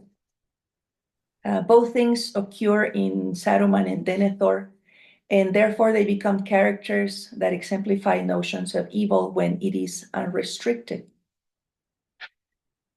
There are examples of evil in the struggle, but this leads to an eucatastrophic moment that may resolve complications in the end of the plot. The example of Frodo is that he has done everything that he could. There is no more strength in him. When he is in Mount Doom, he knows he doesn't want to destroy the ring. This acknowledgement it's a natural effect of the power of the ring. The ring has affected all the bearers, and this is a typology in the plot, in the story. Isildur, for example, was unable to destroy the ring in the same spot. And this typology is intended to represent moments of the story that cannot be resolved by the means that exist in the land. This is the essence of the Eucatastrophe.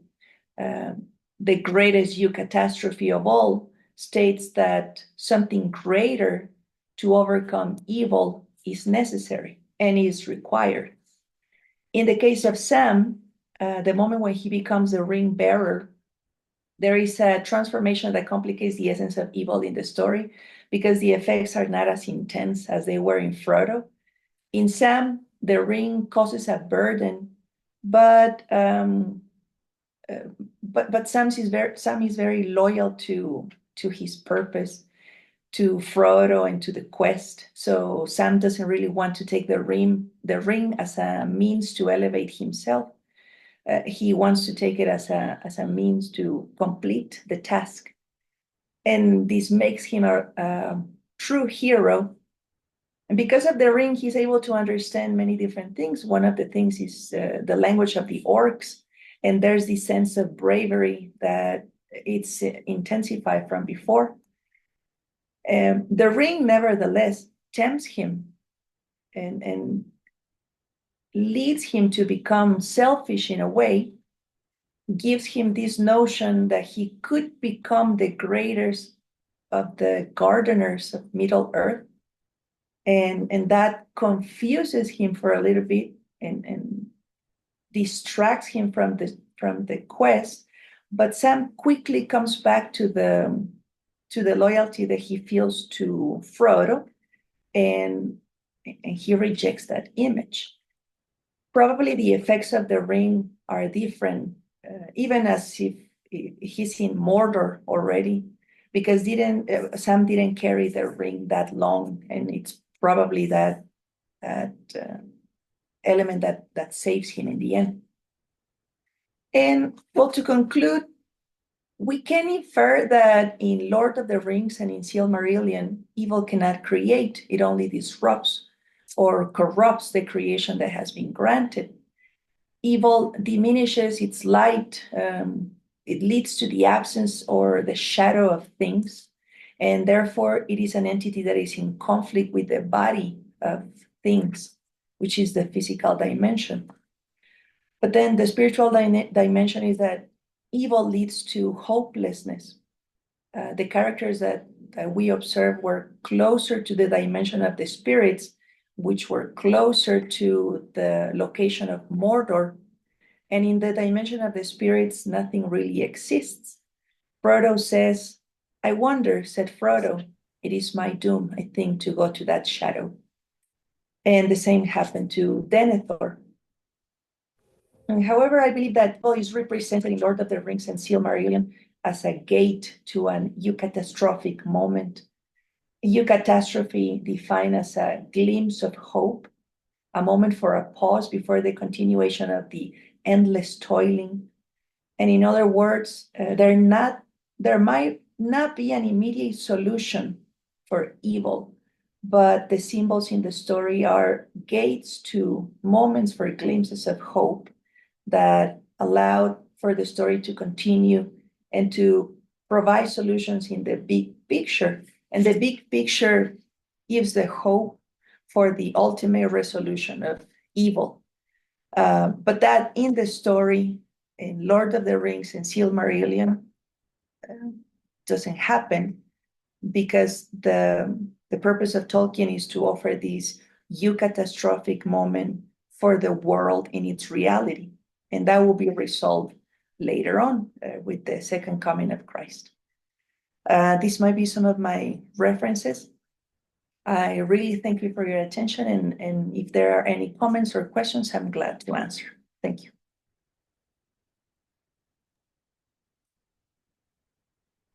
Thank you very much for the presentation. So yeah, we can have maybe 3 minutes for some questions if you have any.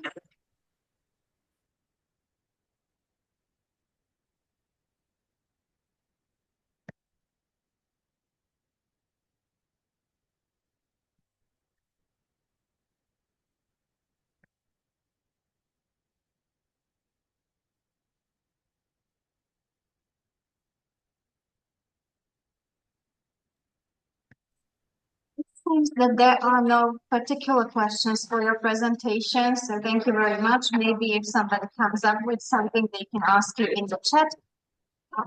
At the beginning, I mentioned that we would have a break. However, we kind of are running out of time, and we need to really be precise with ending this event, because we have other classes in our university that we have to kind of have the schedule of the classes in mind for our event.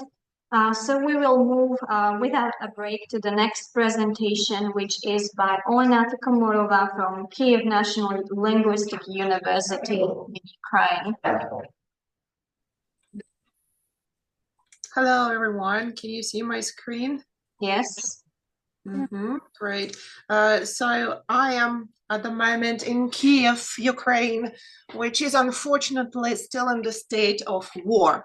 And although orcs prefer to attack at night, and they do every night, but sometimes these attacks happen during the day. So if there is a drone attack, for example, I might stop my presentation and move to the shelter, or it might be electricity cut, power outage.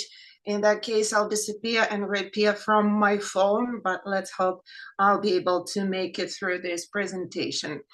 Okay, so let's continue our discussion of good and evil, and let's throw language now into this discussion.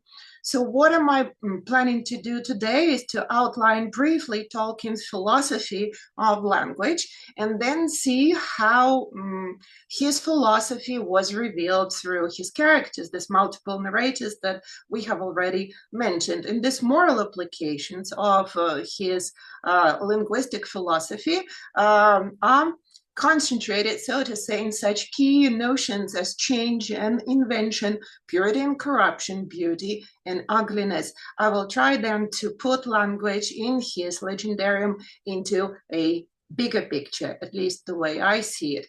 So Tolkien never actually wrote something like my linguistic philosophy. Nevertheless, there are two particular essays. They were presented as lectures first and then published as essays, in which he reveals quite a lot about his attitude to language. One of these essays is English and Welsh, in which we actually find out that Tolkien was really into phonoaesthetics. That is, a pleasure one can derive from particular combination of sounds and meanings. And he says that the basic pleasure in the phonetic elements of a language and in the style of their patterns, and then in a higher dimension, pleasure in the association of these word forms with meanings is of fundamental importance. This pleasure is quite distinct from the practical knowledge of a language and not the same as an analytic understanding of its structure. It is simpler, deeper rooted, and yet more immediate than the enjoyment of literature.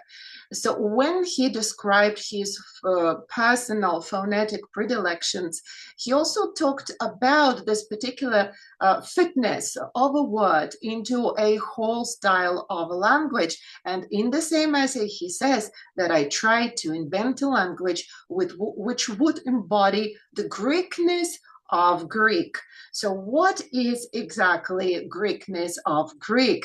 That is a big question that is relevant to my discussion. Another essay is a very famous essay, Secret Vice, firstly delivered as a lecture, then published as an essay in The Monsters and the Critics, and then recently, Dmitry Fimi and Andrew Higgins published a volume called The Secret Vice, into which they included not just the text of that lecture, but also Tolkien's notes and their own essays on his linguistic invention.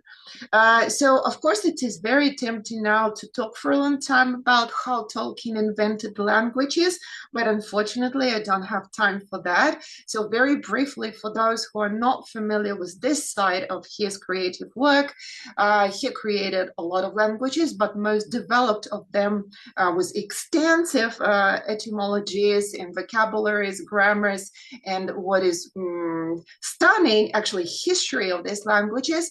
We've got Quenya and Sindarin, and Quenya was heavily influenced by such languages as Finnish, Greek, and Latin, while Sindarin was modeled on the Welsh language.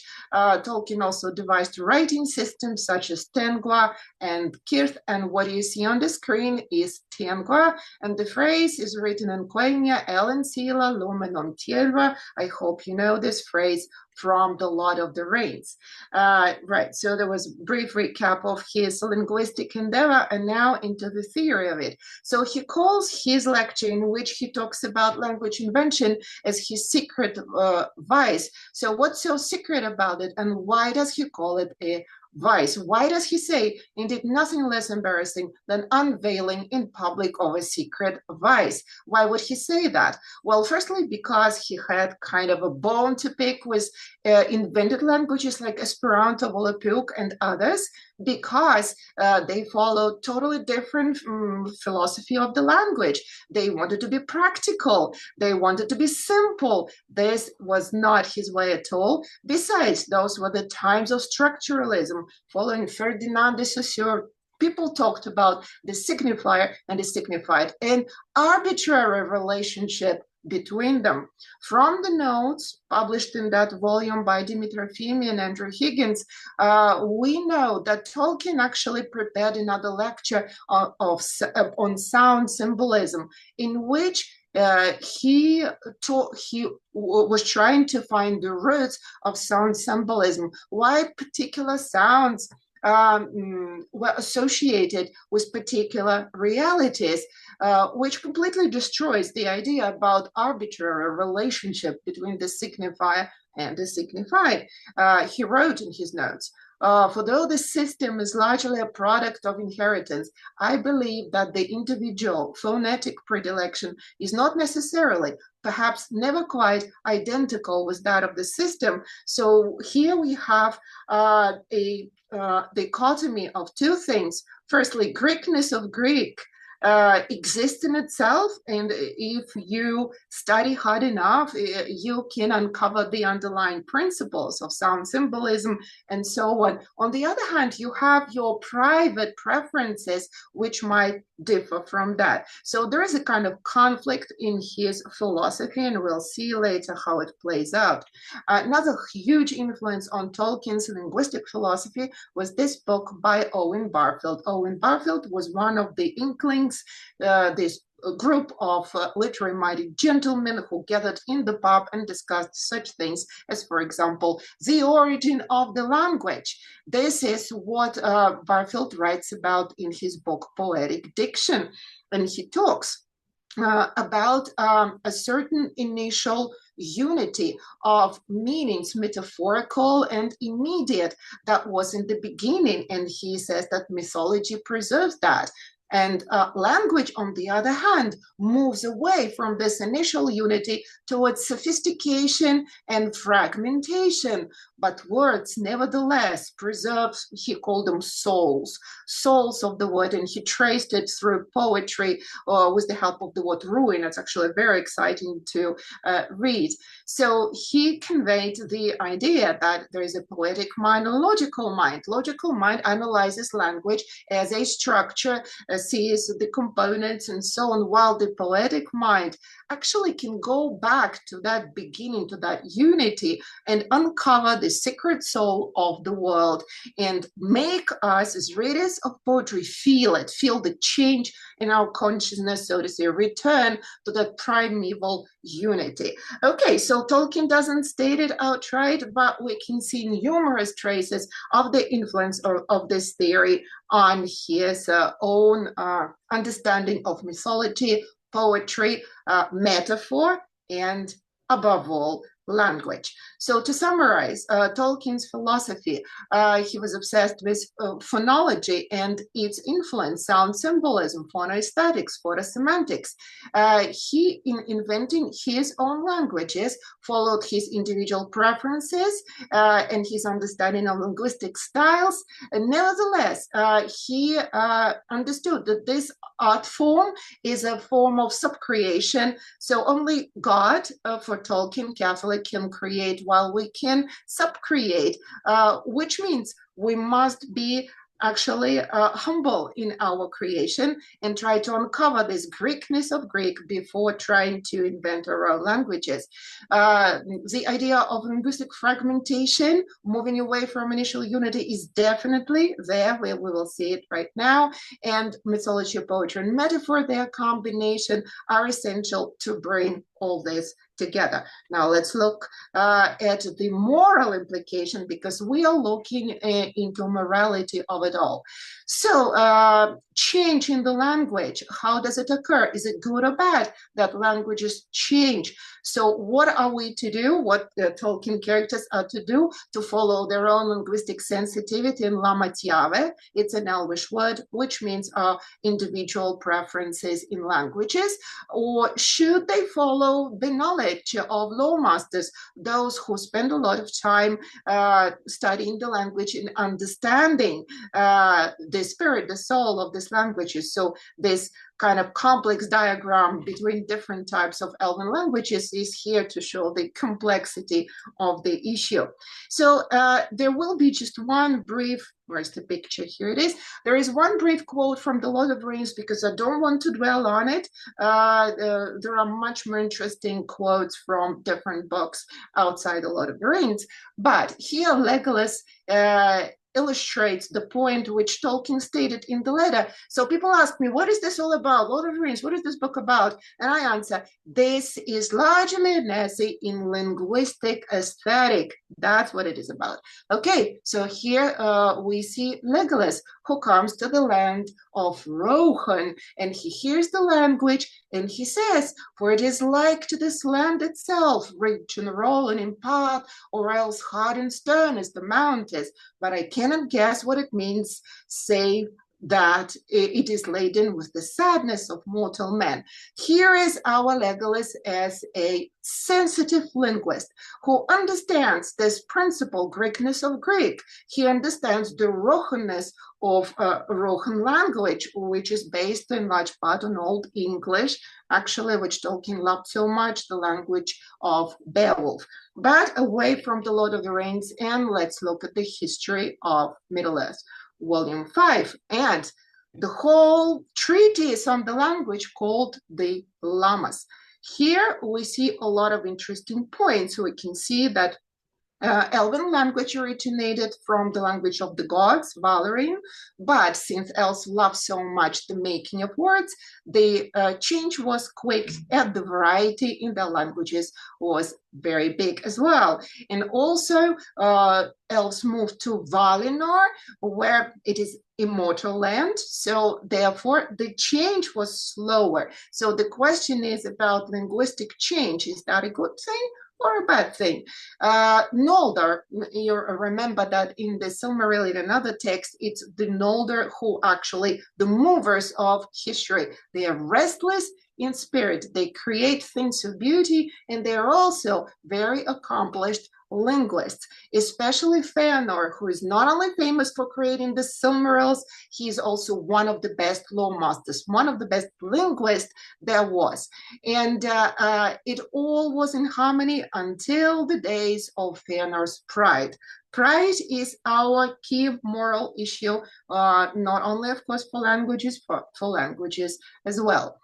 So another notion, purity of the language. What is purity? Why would we say the language is pure? So in Tolkien mythology, it makes sense. The language developed, Quenya developed in the blessed land of Valinor is pure, but then it gets corrupted in Middle-earth. How many things get corrupted there? But for example, in Gondolin, a secluded place, the ancient tongue was kept most pure, but then after the fall of Gondolin, the language had an admixture, right? So the idea of impurity if something else is added to it.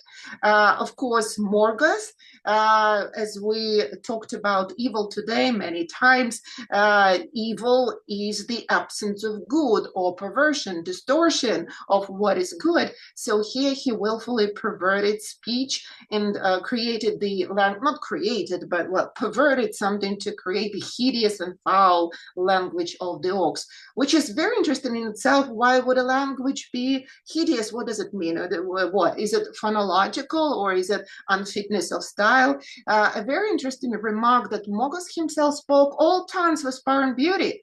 So my question is, so could he speak the hideous and foul language of the orcs with power and beauty? Unfortunately, Tolkien doesn't give the answer to this question, but it's actually very tempting to find out. Anyway, let's move on to the dwarfs and see this interesting connection. So their language is described as harsh and intricate, but dwarfs have a different mythological destiny, so to say. They were created by Aule, and it was not the right thing to do because only Eric could do that. So therefore, they had no spirit indwelling, and they could make no poetry. What an interesting comment about the connection of language, spirit, and poetry. Back to our linguistic change. So there is a very interesting notion in there that there was a rapid linguistic change, also very sensitive, but sometimes these changes were not completely logical, and they felt that some changes were absurd or distasteful. Why? Because they did not take into account the general linguistic mode, the style, fitness into the style. But how would they know? They should study. They should become law masters and understand which brings these changes about, to make these conscious changes in the language. There is quite a lot of it in the text on the names of Finwë's descendants. But I'll move to the text which I find one of the most fascinating in the whole mass of text produced by Tolkien. It is called the Shibboleth of Fëanor.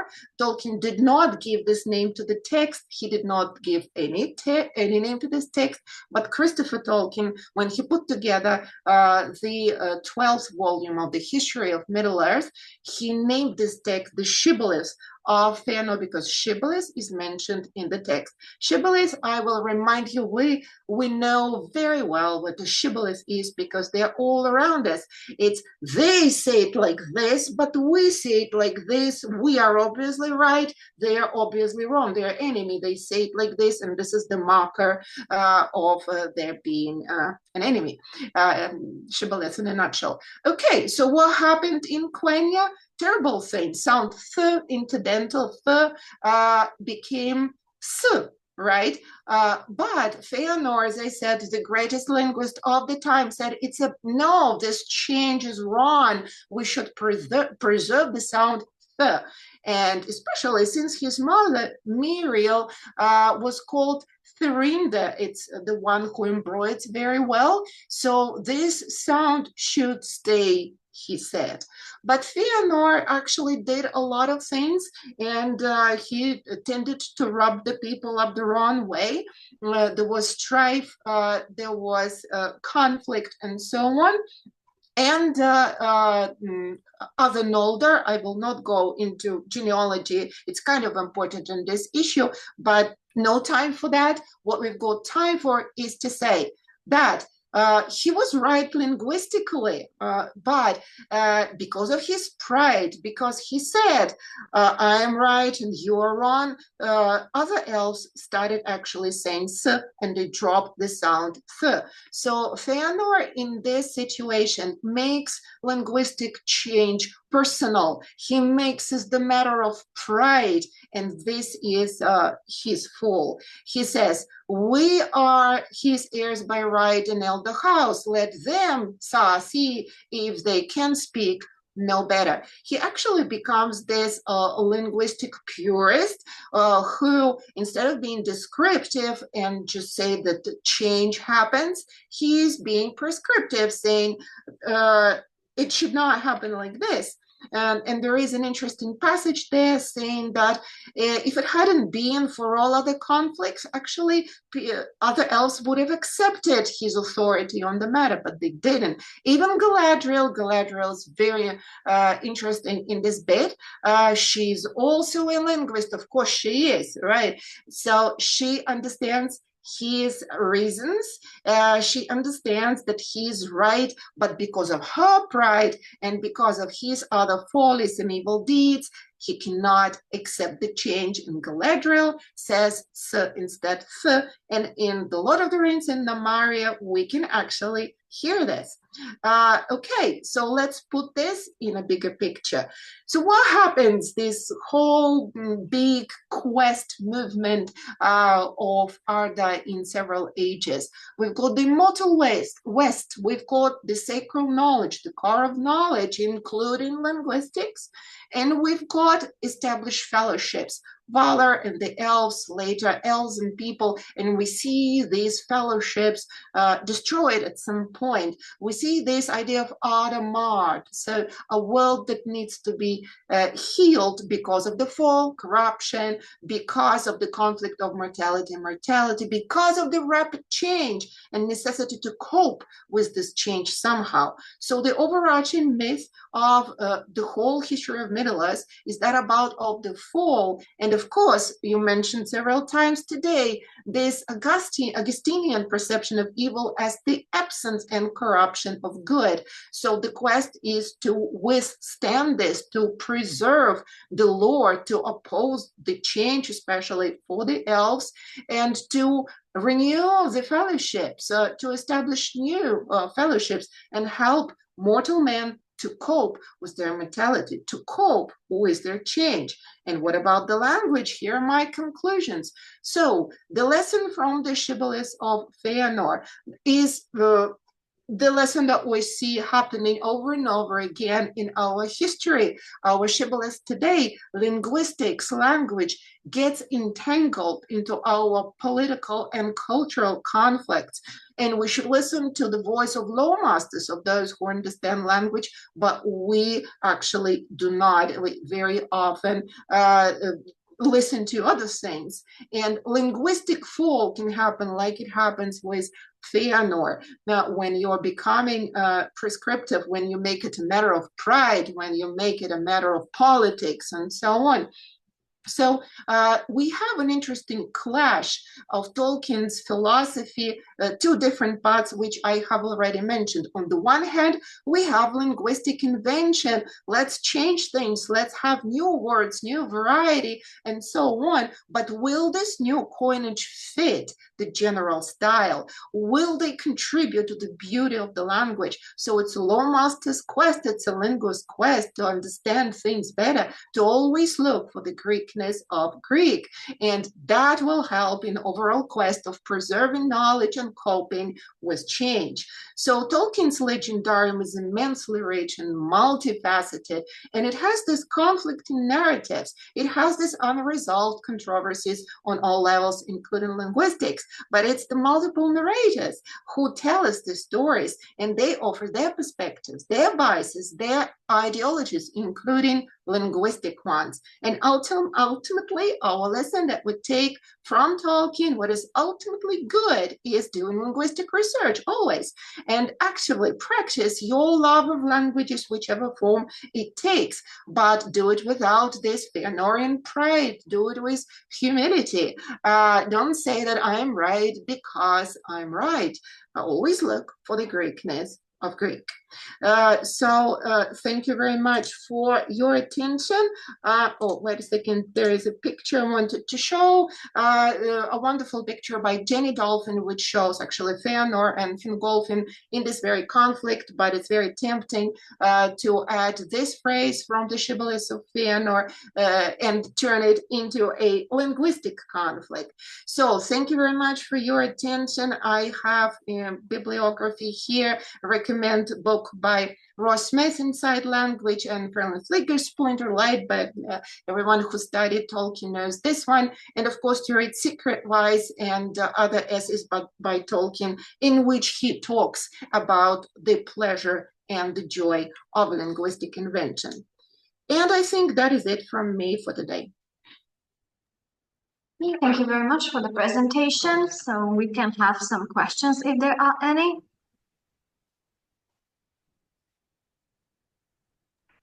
Yeah, Catherine? Yeah, sorry. You mentioned the question about the Morgoth speaking the language of works that is displeasant to the ear, or at least in some other form which is not mentioned, with power and beauty. And I wanted to ask, or maybe to clarify, didn't Morgoth has been speaking with power and beauty to persuade someone, and since orcs are his servants by their nature to some extent, there would be no need to speak their language powerfully and beautifully, and thusly he would just speak their language as it is, not adding to it beauty, or well, obviously, we can only speculate. Unfortunately, we don't have, Morgoth's speeches to the orcs. Somehow, Tolkien wrote a lot of Elven poetry and Elven etymologies and so on and so forth, but we don't get many, practically any. Well, there's Black speech is represented by what's written on one ring, and in Lord of the Rings, we've got several words, but we don't have a huge corpus of this text. It's very difficult to judge, so we speculate. So the question is, why would he even need to speak the language of the orcs with the beauty and so on? Why wouldn't he? I mean, he is the personification of pride. He's based on Lucifer, the idea of the fall. So I would imagine that he would even speak to orcs in their language perceived to be foul in such a way that produce maximum impact on them. That's my take on it. Thank you. Thank you for the question. And may I ask, maybe I was not attentive to your presentation, and actually I have never looked into this language part of Tolkien's Legendarium, and it was on your slide that actually Elven language was developed from the Valyrian, but did they speak any language before they were brought to Valinor? So the complexity of Tolkien texts, right? He keeps changing his mind about stuff, like about orcs you've already mentioned. He just couldn't make up his mind. We kept 10 different origins of orcs, right? About the language. That was such a huge issue for him. It was there from the earliest drafts to the very last. In complexity of this grows, he keeps changing his mind. So the middle stage Lamas is from the middle stage. It's the 30s. It's pre-Lord of the Rings. There is a huge difference between pre-Lord of the Rings and after Lord of the Rings texts. So in the Lamas, we have Valerian language spoken by the Valar is their first language, which they quickly change, right? And such things as Elda, Quendi, they mean different things. Later on, Quendi would come to mean speakers, those who speak, because they wake up and they see they are the only creatures who possess language, so they call themselves Quendi speakers, which is a beautiful idea. But for me, that slide illustrated this point. They were quick to change the language, right? So the urge for linguistic invention, but later on we see, so this urge should be curbed. It should not be done without proper thinking, lore, and knowledge. This is what I wanted to illustrate. Okay, thank you. Yeah, I think Katya has another question. Yeah, so might it be suggested that, or suppose that this language of Valars is, well, the closest that one could name to the music itself? That's a absolutely fascinating question. And once again, never easy with Tolkien.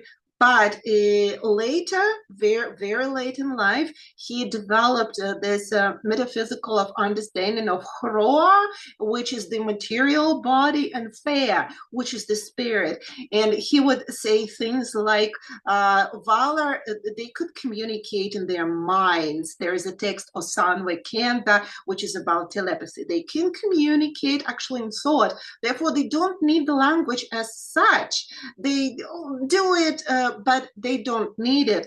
Quendi need language. So actually, being close to God would be communicate without the language, but the language is material. It's the sign of horror of your material body, and therefore it can be distorted, blah, blah, blah. And there is so much philosophy behind it. So I recommend to read the text of Sanve Kenta to learn more about this.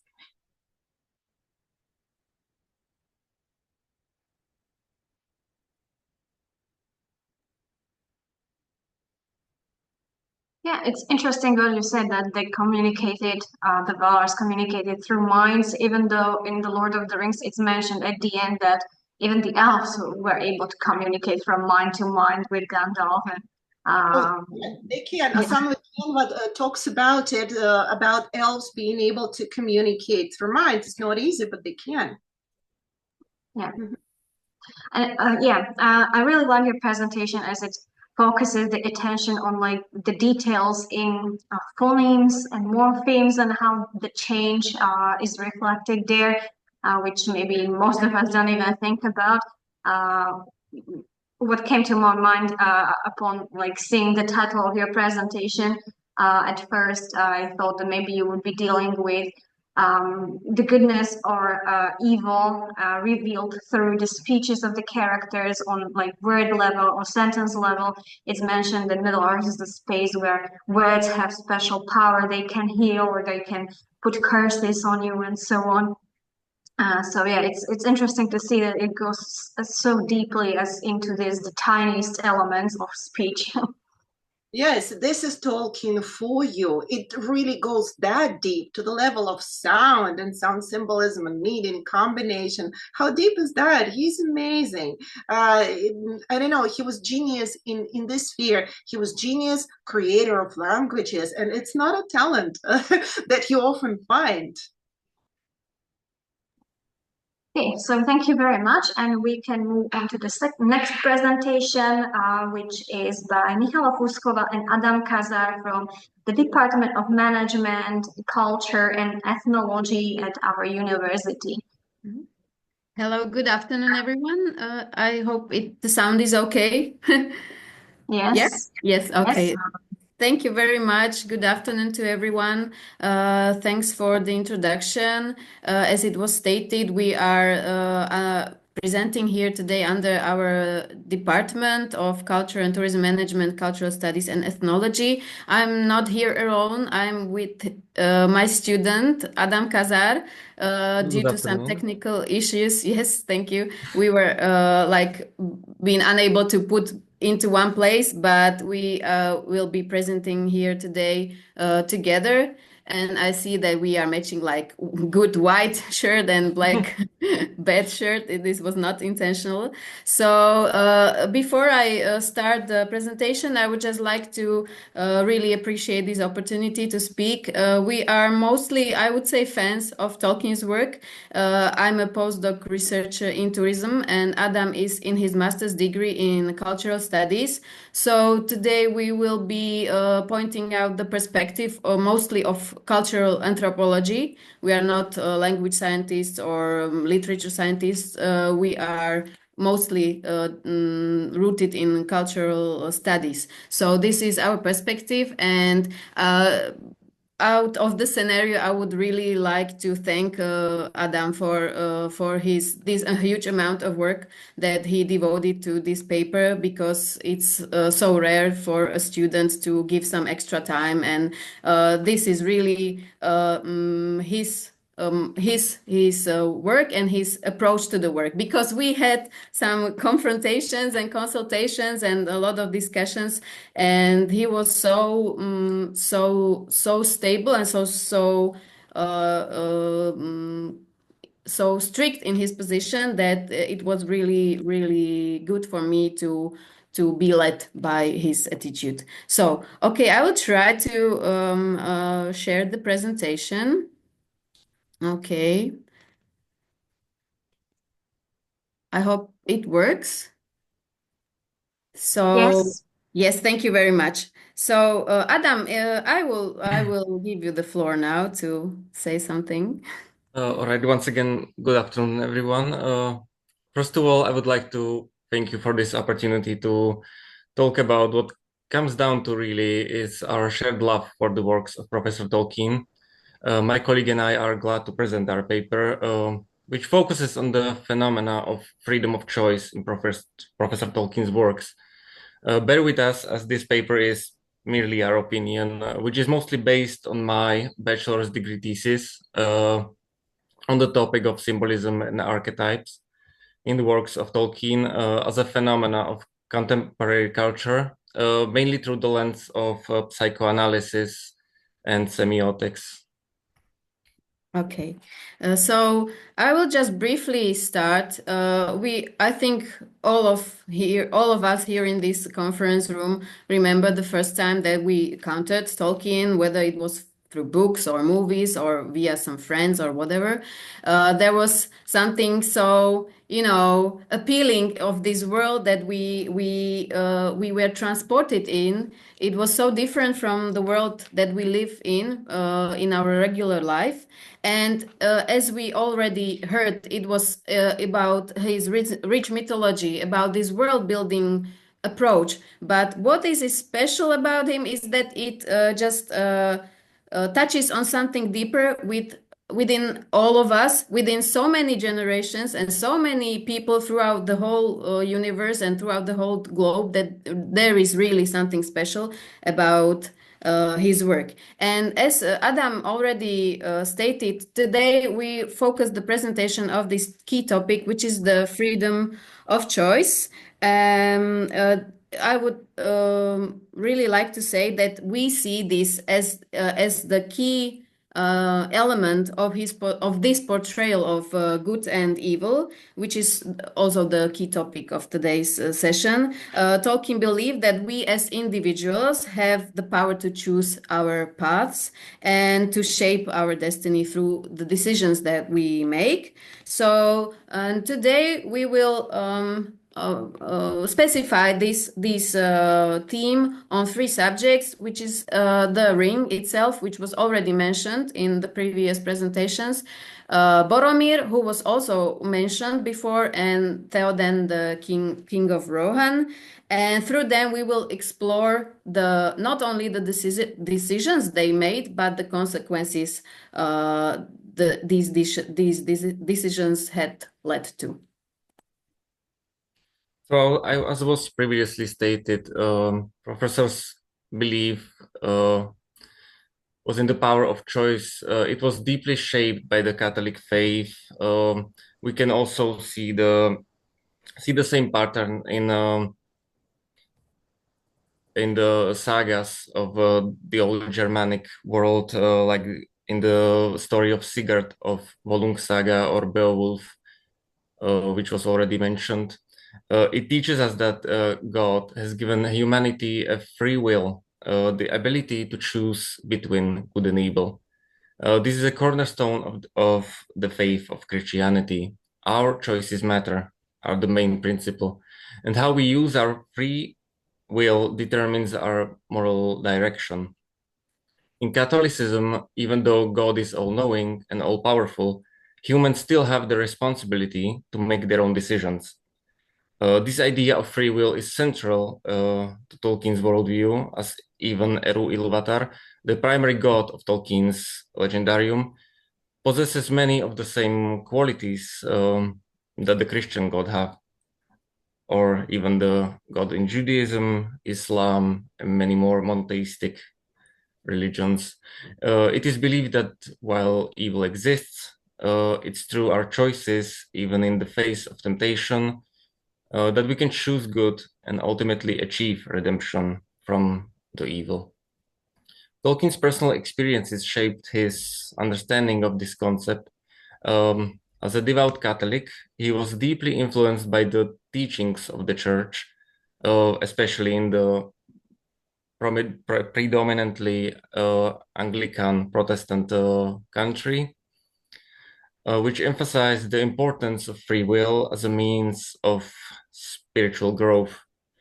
Unlike some views of predestination, where people's futures are already set, Tolkien's Catholic faith emphasized that every person has the freedom to shape their own destiny through the choices they make. In his stories, he illustrates that the path to moral victory is not always clear, and it's often paved with difficult choices that test one's character. This can be seen in how his characters wrestle with their own desires, their own temptations, their ability to choose what is right is sometimes tested hardest. Tolkien's idea of free will is also connected with another important theme, and that is subcreation, as was already mentioned. And that is the belief that humans, as children of a creator, are given the ability to shape their own futures. In The Lord of the Rings, this gift is represented by their characters' ability to resist or give in to the temptation of power, and the struggle to control one's own fate, to act for the greater good, is something that runs through the entire story. Now let's think about the One Ring. It's not just a powerful object, it's a symbol of evil when we look at it through semiotics. The ring was made by Sauron to control Middle-earth. It gives its master the power to bend others their will. It's more than just raw power. It corrupts the hearts of those who seek it.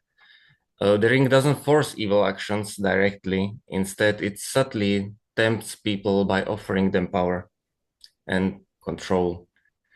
We see that with Gandalf. He doesn't really want to touch the ring. He says he would want to use it for good.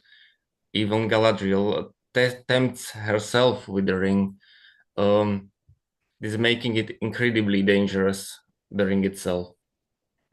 It doesn't really speak per se. I incline to the opinion that the ring is actually sentient in a form, but it is a form of ultimate evil in it that it's taking away the right to choose, to bring us back to the freedom of choice, the freedom to do good or evil, for that matter. We don't have a choice in that.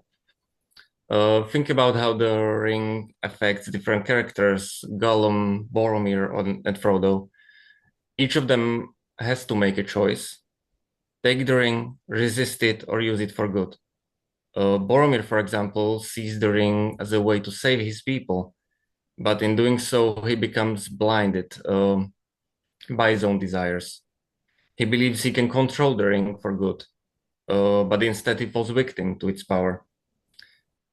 Boromir as a character has always been very fascinating to me. He is one of my most favorite characters in the book, in that he is a tragic figure. He loves his people deeply and wants to protect them more than anything else. But his desire for the ring leads him to betray Frodo. This moment shows the complexities of moral choices. Is Boromir evil? Not at all. He's a man who wants to do good, but makes a critical mistake. We all make those kinds of mistakes in our lives, and his story is a reminder that good intentions can sometimes lead us astray. But Boromir's journey isn't over when he fails. In his last moments, he redeems himself by defending Merry and Pippin from the Uruk-hai, knowing that he'll die in the process.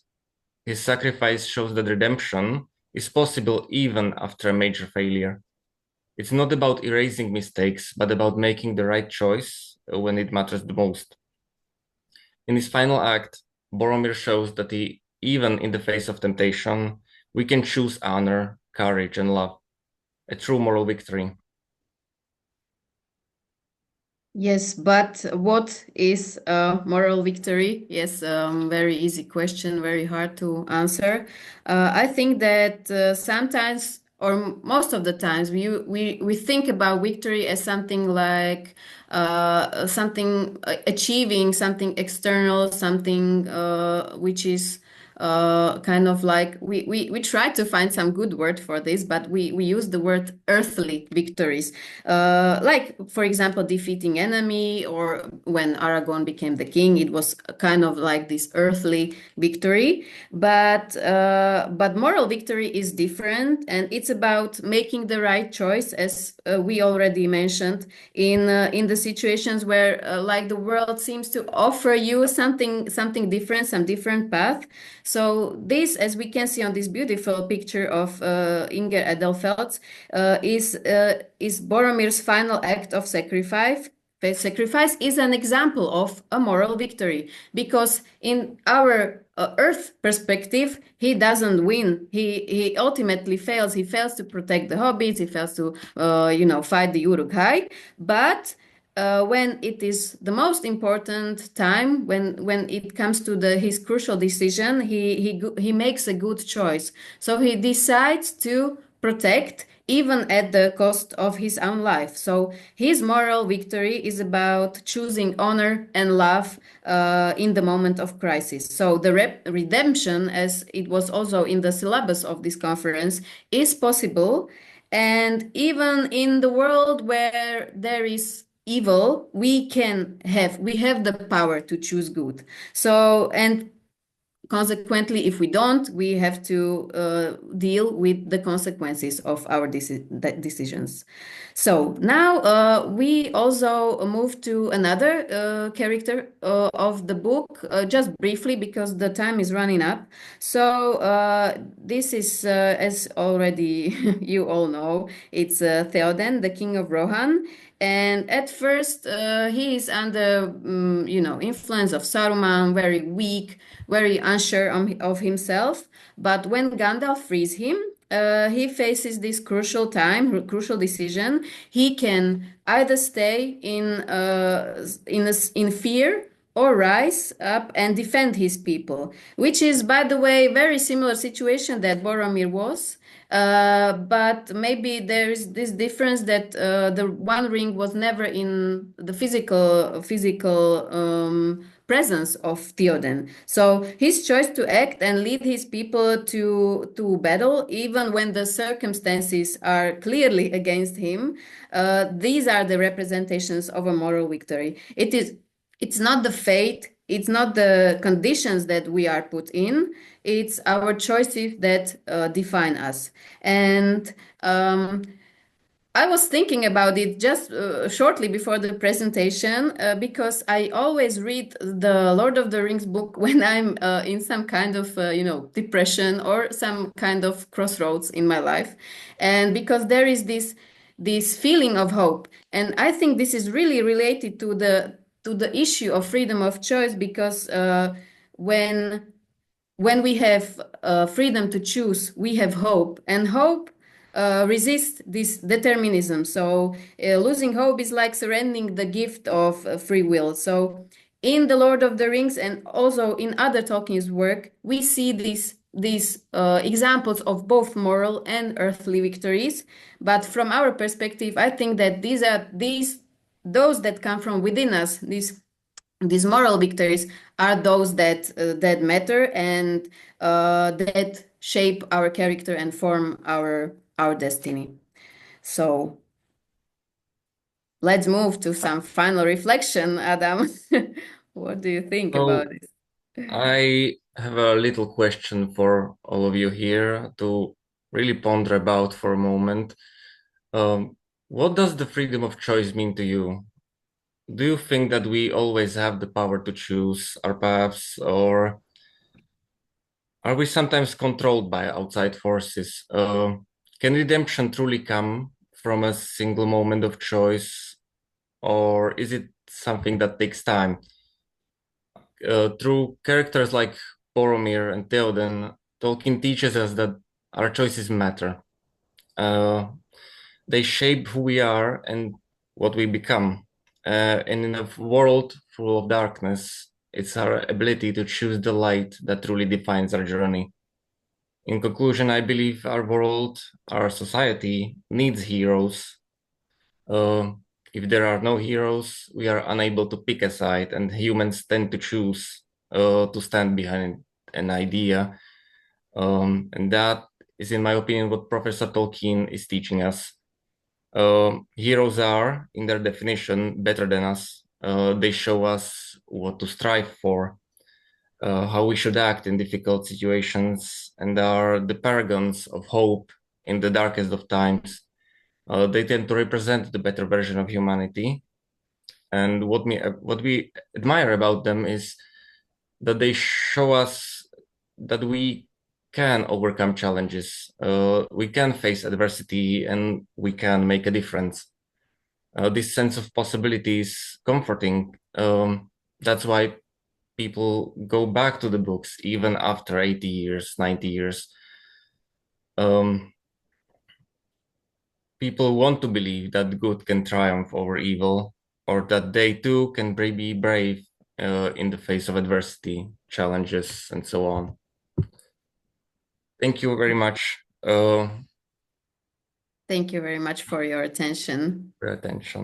Thank If you. there are any questions, if we are able, we will try to answer them.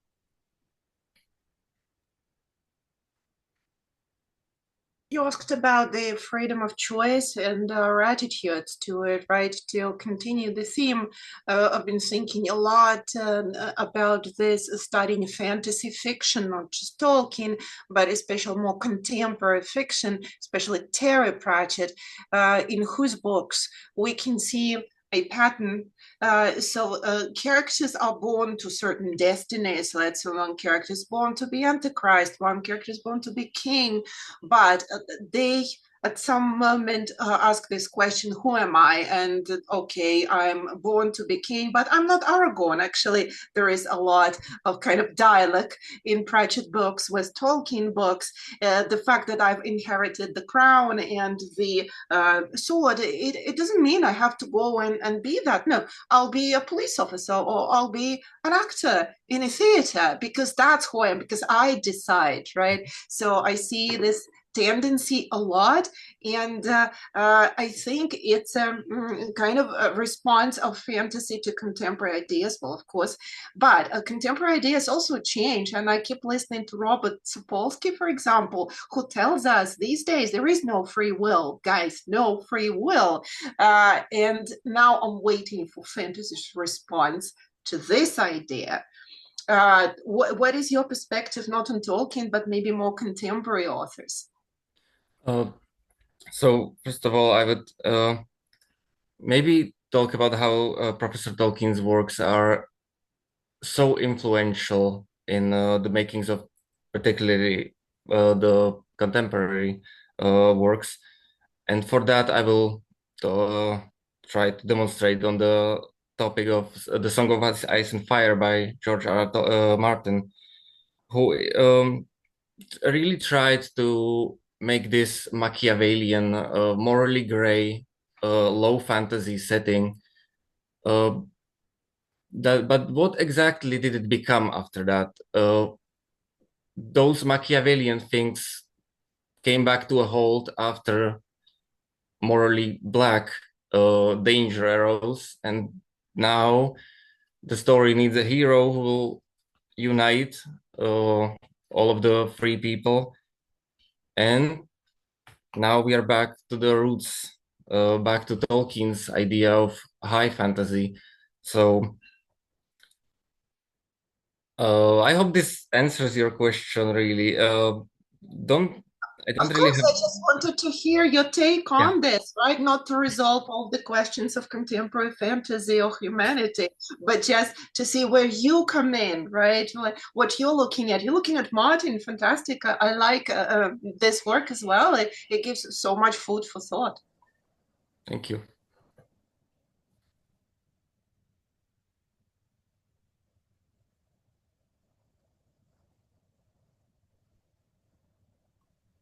So thank you for the presentation.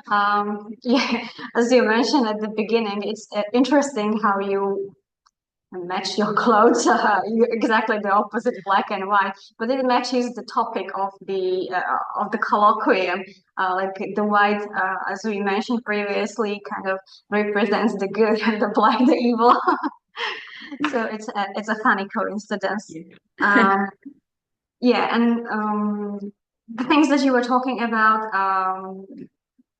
particularly about Boromir, I also wrote some articles about it, like if he's the misunderstood hero of his own life story.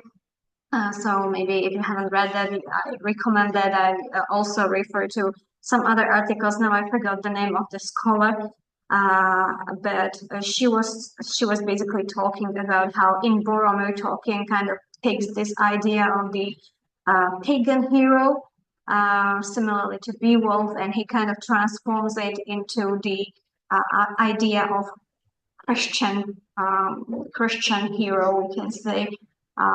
So he's like a transitionary character who depicts this movement from the ideals of paganism into the ideals of Christianity, and he does justice to both of them.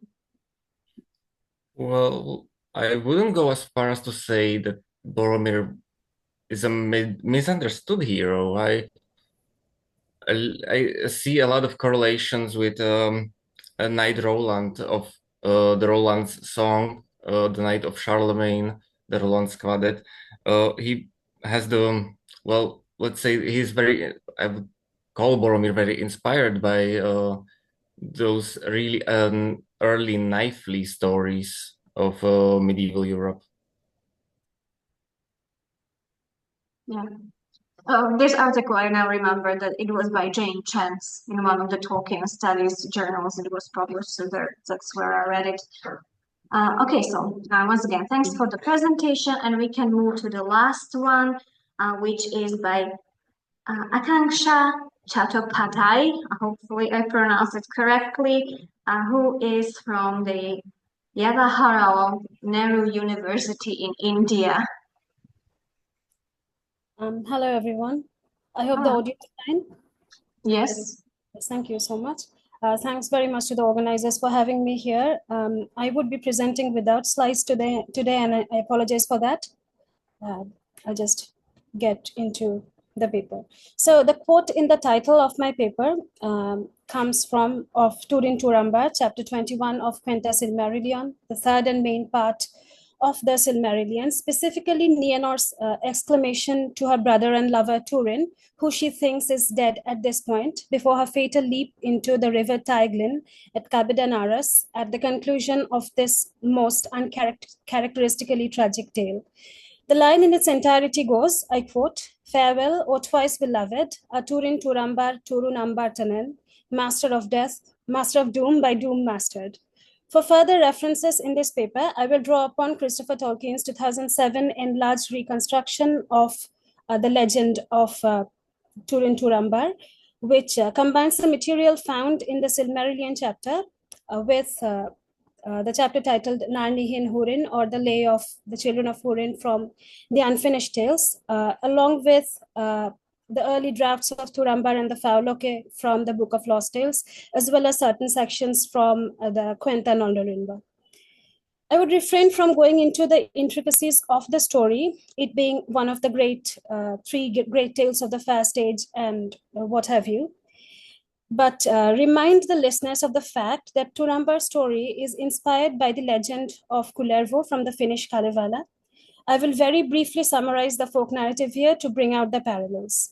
The eponymous character is a hapless man born in servitude and sold into slavery, who survives multiple attempts upon his life and ruins all that is entrusted to him. It is an unsettling and very obviously un-Tolkienian tale of reckless violence that ends with Kullervo abducting and living together with a beggar woman who he later realizes is his sister. She drowns herself upon the discovery, and Kullervo soon meets a fate which is very similar to that of Túrin. Also to be found layered in the framework of the Kullervo narrative in Tolkien's imagination is the story of Sigurd the Dragon Slayer from the Norse Volsunga saga, and the very similar character of Siegfried from the German Nibelungenlied. Both tales of doomed heroes who, despite their considerable valor, fall prey to ill-fated love and memory charms, much like the one that Glaurung casts on Nienor to facilitate the final catastrophe in Tolkien's narrative. that I believe would have to do it for the summary at this time, since it's a Dragon Slayer condemned hero bit that from the Sigurd and Siegfried legends that actually come into play in Tolkien's text. The Volsung saga also features a brother and sister marriage, but the affective connotations of that one is completely different from that of Túrin and Nienor.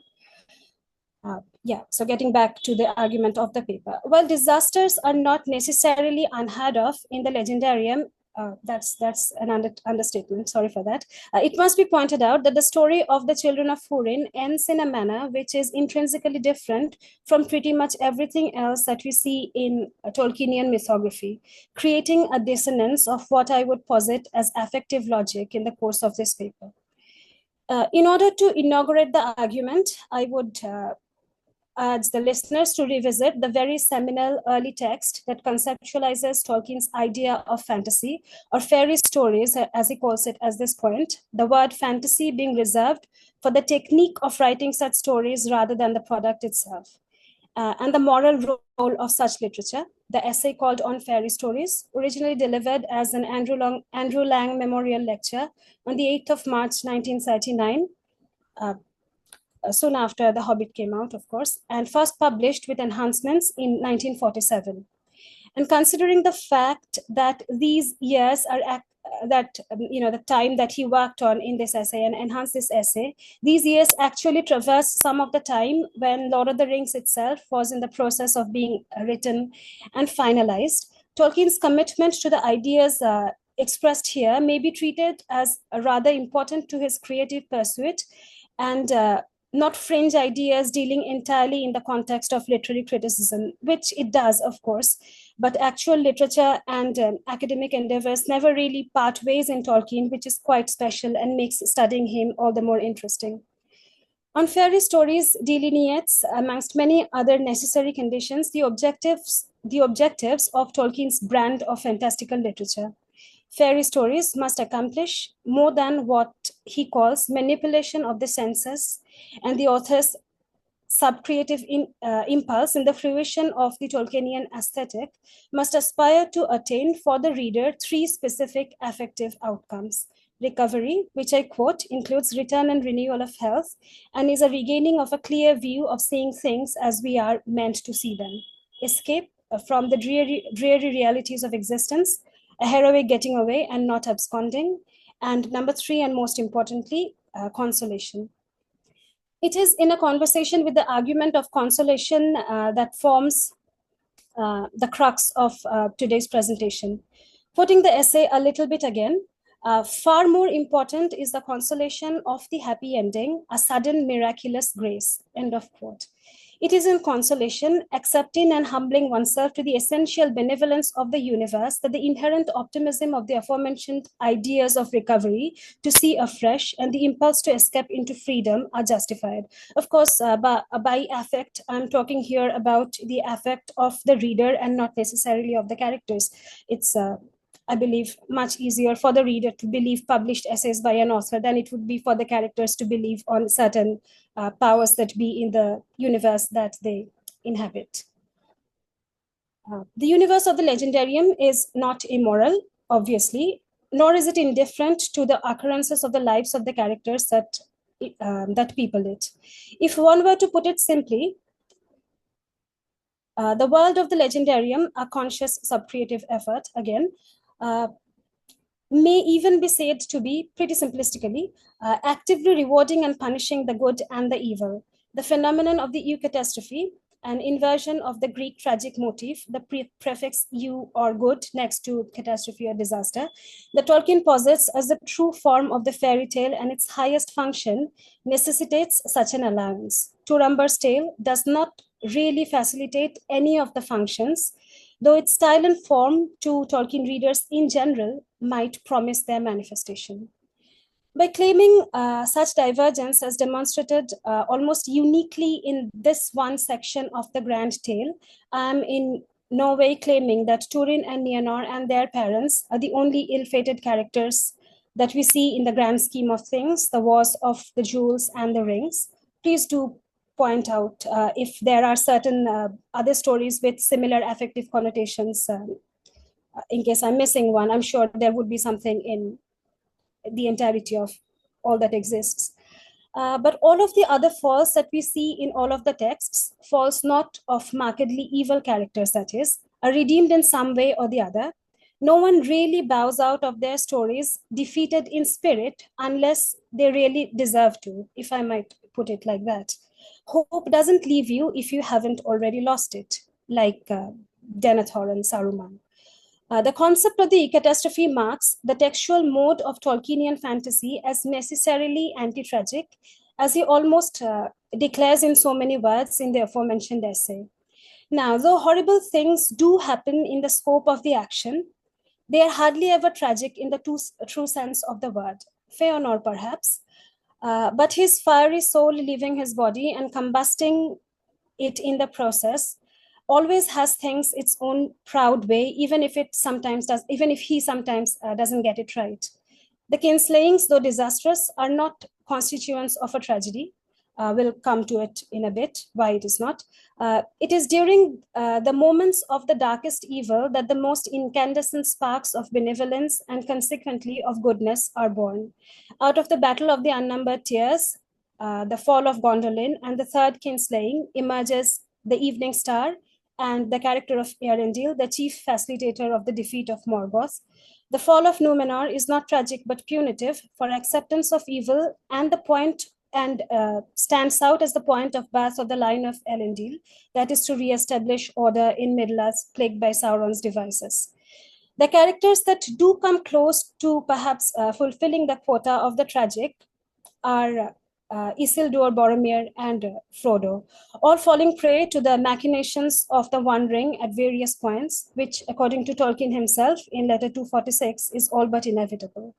Boromir, of course, redeems himself before his death at the beginning of the Two Towers, and Frodo, with a little help from Gollum and perhaps Ilúvatar himself, emerges as possibly the greatest hero that we see in any of the tales in the Legendarium. It is Isildur whose fate remains slightly problematic, considering the fact that not only is he one of the primary heroes of the Last Alliance and all that goes with it, but also the Promethean figure that accomplished the impossible task of stealing the fruit of Nimloth, the precursor of the original White Tree of Gondor. This part that personally to me stands out the most when thinking of his character arc, what he was and what happened to him.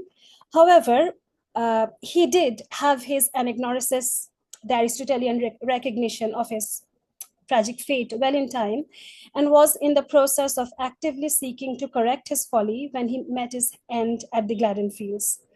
While he was defeated in the context of the action, his fall was not, in fact, a conduit of defeat in the essence, but another one of the aforementioned key junctures occurring amidst darkness, like the kinslayings, the fall of Gondolin and Númenor, that engenders the possibility of the Eucatastrophe. It is Isildur's action that leads the ring to be lost and thus remain out of action, and finally facilitates its passing to Bilbo and Frodo, and ultimately the fires of Mount Doom. These occurrences of the catastrophic, unlike in the classical understanding, do not evoke fear and pity, the Aristotelian catharsis, but substantiate the intrinsic hopefulness of Tolkienian fantasy, perhaps best established. I lost the word. Yeah, perhaps best established by the word Estelle, which is hope, and which is hope along with a factor of trust and faith, as opposed to the other word which I was just looking up, amatire, which is hope based on reason. The factoring in of faith in this hope helps substantiate, I think, the unbreachable moral fabric that forms the basis of the aesthetic in question. Consequently, even though the experiential faculties are jarred by these events, the consolatory function that impacts the order of the affect remains constant and in harmony. The fate of Húrin, and by extension that of Morwen and his children, do not contain the germ of such moments of eventual triumph. Their despair is complete and relentless, the pathos encompassed in its emotive whole in Morven's declaration in the final paragraph of the 2007 text, "I'm spent utterly, they are lost." By a far-fetched association, one may be inclined to claim that the complete destruction of Tuor's kindred, Tuor, of course, being Húrin's nephew and a cousin of his ill-fated children, paves the way for him to grow up amongst elves and eventually make his way to Gondolin and expedite the plans that encompass the larger scheme of action. And needless to say, there must have been various characters in the background who have been sacrificed to thus expedite the main narrative in focus. The tale of the children of Húrin, however, is not such a secondary narrative to that of Tuor, but according to Tolkien himself, one of the three great tales of the first age of Middle-earth. The part of the narrative, upon examination, proves to be a true tragedy. Good and evil, and the grays in between, are imperative consideration when it comes to understanding tragedy as a genre and the tragic as a textual mode. Túrin fits into the mold of the Aristotelian tragic hero, albeit with certain considerations, the specificities of which we will just be able to gloss over for the sake of brevity and the scope of this study. He is a character of noble birth, not unimpeachable, for the fall of such a man would garner moral outrage rather than tragic catharsis. His hamartia or tragic flaw lying in a hot-headedness in the face of a damning prophecy, or here a curse, that is worsened by an inflexible standard of honor. These attributes might make one think of a likeness with characters like Oedipus or Shakespeare's Othello. But Túrin's ill-doings, the death of Cyrus at Doriath, the accidental killing of Beleg Strongbow, the facilitation of the murder of Finduilas by the orcs of Morgoth, the sacking of Nargothrond, except perhaps his final act of killing Brandir in rage, just preceding his own suicide, have never been of his own design at all, let alone the moral questions behind the intention.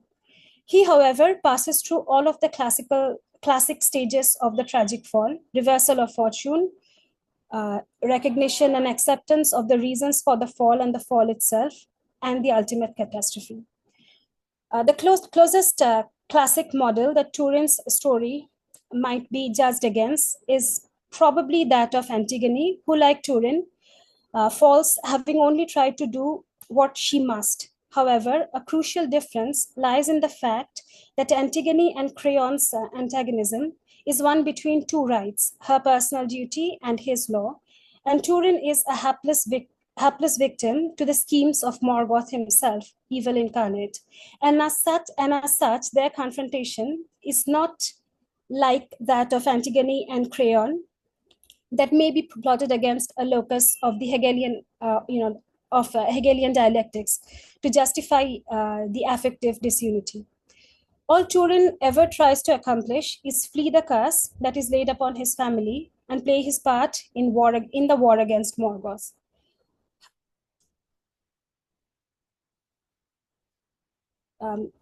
Whatever he does, however, he ends up playing into the hands of the curse plaguing him. And though we consider the implications of the narratives centering our perspectives around Túrin himself, because he has been named over and over again as the protagonist of this tale by Tolkien, it was not originally him that the curse was laid on, but his father Húrin, in the aftermath of the Nirnaeth Arnoediad, or the Battle of the Unnumbered Tears, for resisting Morgoth and not revealing to him the location of Gondolin. Nor is Túrin the only character to have suffered in the wake of Morgoth's curse on his family. His parents and sisters get just as bad a draw of cards, if not worse, considering none of them get mythic status that lasts the ages. I'm referring here to Sam's evocation of Túrin along with Beleg as the great heroes of the elder days in the Two Towers. And Túrin does have some flaws that may, at a stretch, probably at a very long stretch, be justified to make him enter the great territory of the tragic hero. Nothing that Húrin, Morven, and Nienor do that justify treating them as morally ambiguous. For Hurin and his family, it is their nobility that spells their downfall into unmitigated hopelessness, what then rationalizes their fate. I do not claim to have an answer to this sudden, unlooked for rapture in the moral fabric of Tolkien's universe, where good and evil are for the most part clearly defined and justly treated. But the uncharacteristic darkness of this part of the stories of the Fast Age makes it an interesting point to consider, I think.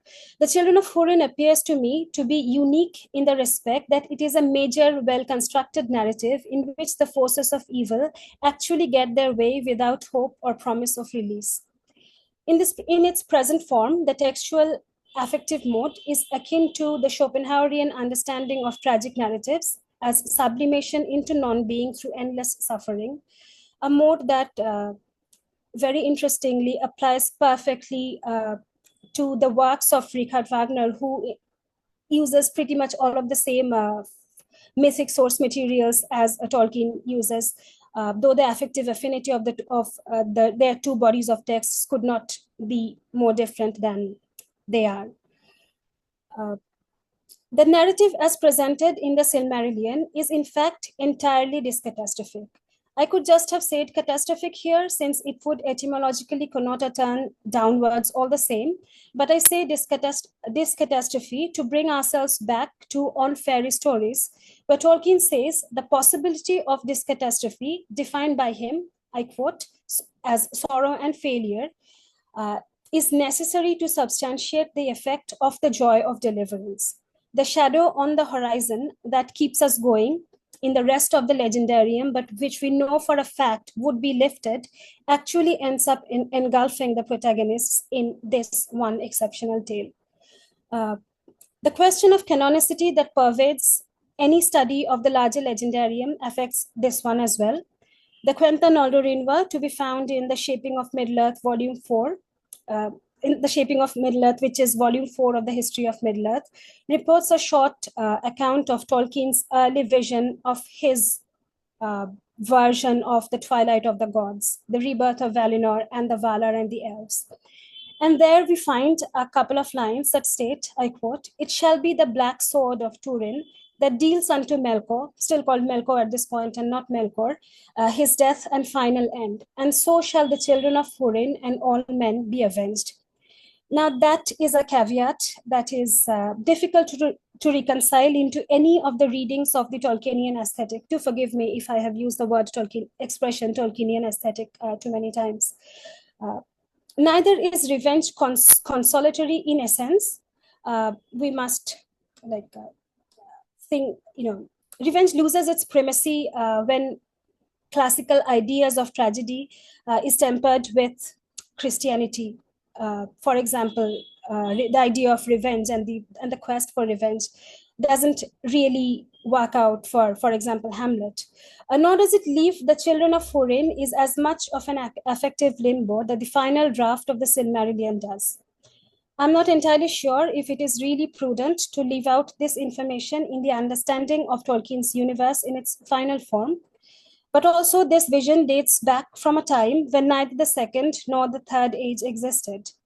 Also this vision, as such, is left out by Christopher Tolkien when he compiled the present version of the Silmarillion as the text that we have it and possibly consider part of the canonical whole of Tolkien's works. I would go that way and possibly not consider it.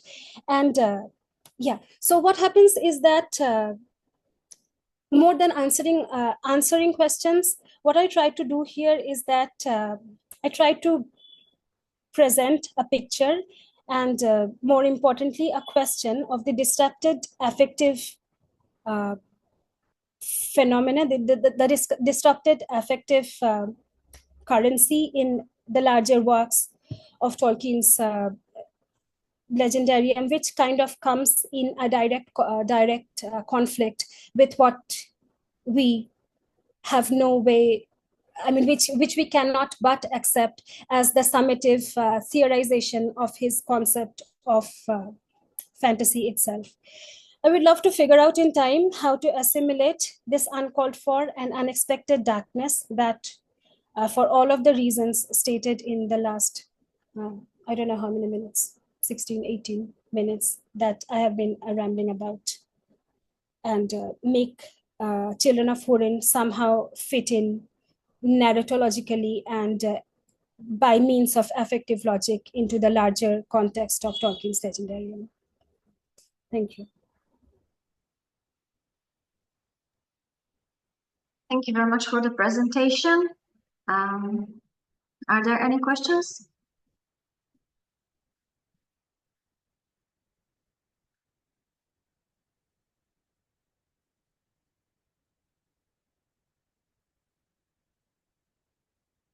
I noticed that in the comments, Alexandra wrote that in her opinion, it's Turin's hubris that triggers Morgoth's curse.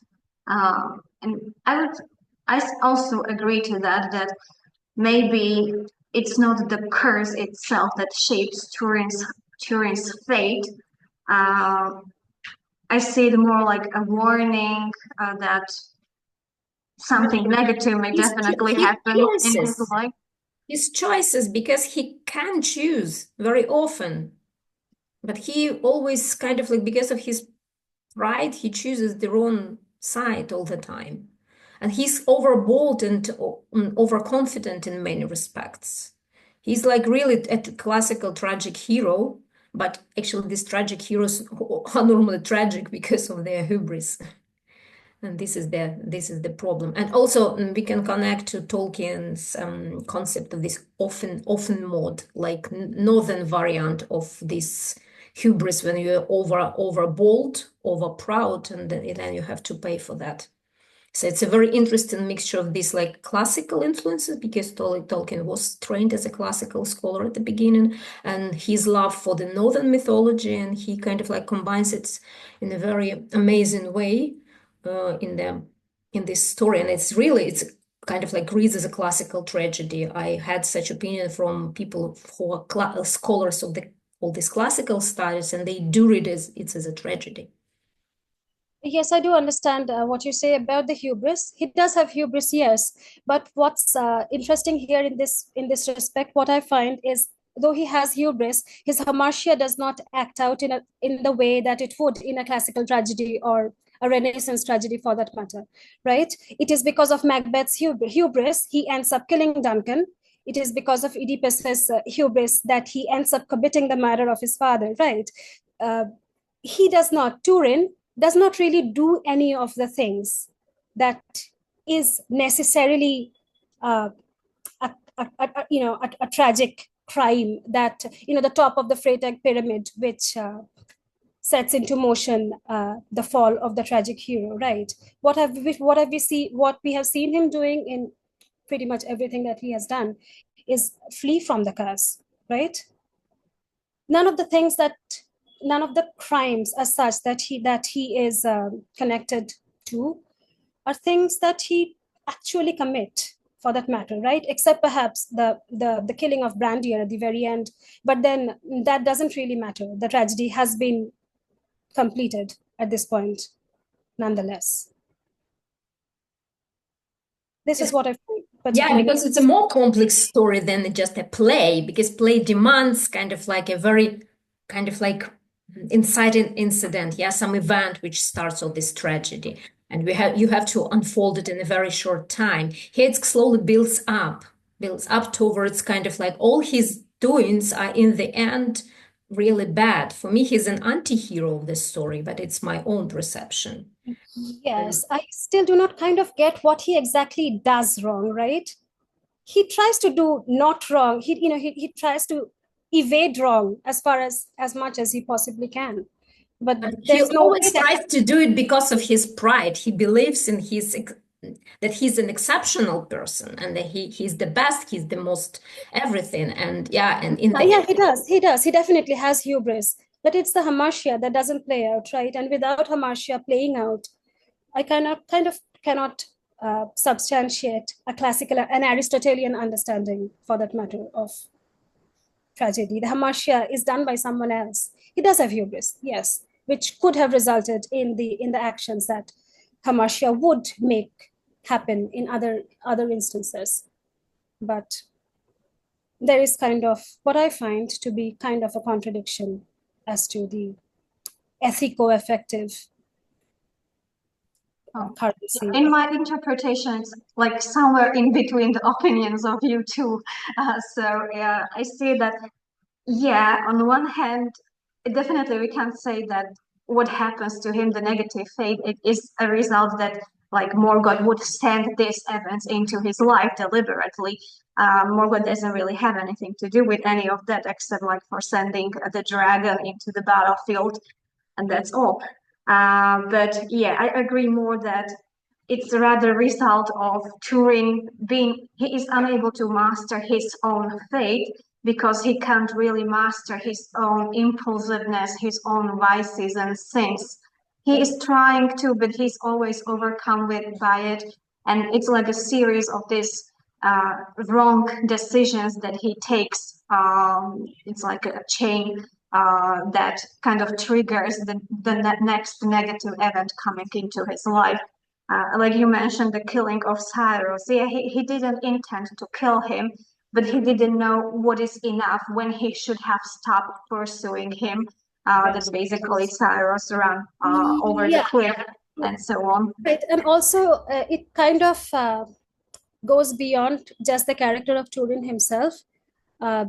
Húrin and Morwen and Nienor as well, right? They have these weird, hopeless stories that is unheard of as far as my reading of Tolkien's Legendarium for pretty much everyone else, right? And while Túrin does do certain bad things or has impulses or pride and whatever, how do you incriminate these other three characters? Right. Yeah, they also kind of make the wrong choices. For example, Morwen, she is so proud, she prefers not to be like under the help of elves. She wants to stand on her own and be a mistress of her own and of her own family.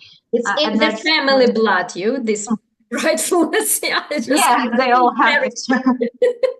He was brought up like that because the mother. Yes, but so do so many of the other characters in the Legendarium, right? And no one is denied of hope. The whole aspect of taking hope away from people who are not exactly evil, right? People who are not Saruman, for example, right, or Wormtongue. These are not evil characters, but they are denied of hope in a way that is very uncharacteristic. Maybe Tolkien did not finish the story. Yes, he did not, and lots of other things could probably have happened had he got to work on it a little bit longer. But I still cannot. Yes, I think there's another question. I wouldn't say they're like denied hope, because in the choices that, for example, Túrin has, you always see that there is a more hopeful path for him, but he chooses the wrong thing. Okay, so Catherine, maybe we can end on Catherine's question. Yeah, may it be the combination of the two, so that the fate, the evasion of fate, and the curse itself. So since I may be mistaken, as far as I remember, the Tolkien's words, the Arda, the Middle-earth, it operates upon the sound. So it was created from the music, and therefore the words, the phrases, the languages, they all have the ideas and the power in themselves. So not only by separating the only meaning, but also in the sound. So therefore, when the curse was pronounced, it was put into the head, and one could say even into the blood, and therefore it was on the one hand denying the fate, on the other hand maybe enhancing some qualities, and on the third part maybe even making the characters in some points when the blood boils, for example, or in some moments, be partially or completely blind to the other possible solutions. Therefore, not the curse in itself, as in they are completely denied, not the fate in itself, that is, they try to avoid, by avoiding they are meeting the fate, and not the, let's say, the character not noticing by himself. but only by the cause of the word that was put into his soul, blood, mind.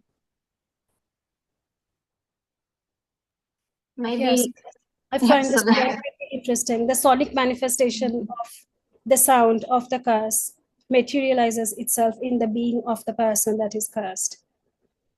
I guess was that what was implied? If that was, I really like the idea. Yeah.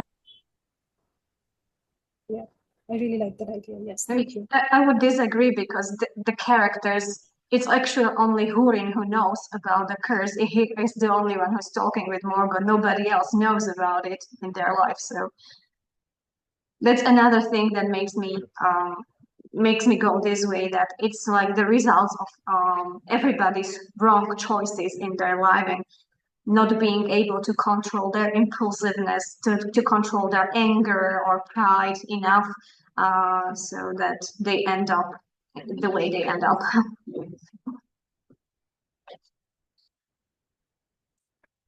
I may be mistaken, but hasn't Túrin exposed, or maybe re-exposed himself to the extension of Morgoth's will when he took a weapon, the black sword? Yes, I guess you're talking about the dragon helm that his father used to. Yes, yeah. So he was not the part of. Yeah, hubris was definitely, hubris and pride were definitely a part of his personality. But yeah, I understand. Like this is the conflict which I find fascinating. Is he doesn't really do what tragic heroes usually do, right? He is a lot better than your average Macbeth and AD person. So many, most other people, but somehow the tragic impact snowflakes, and it's completely beyond his control, which I think is sort of against the general Tolkienian affective fabric, as I understand it. Okay, so thank you very much for the presentation, for all the thoughtful discussions that we had today. With this, I end today's colloquium. I thank all of the participants for presenting their work, and hopefully we will see each other next year and another year of the colloquium. So goodbye, everyone. Thank you very much. Thank you very much. Thank you for having us for this night. Bye. Goodbye. Thank you. Bye. And thanks for the organization.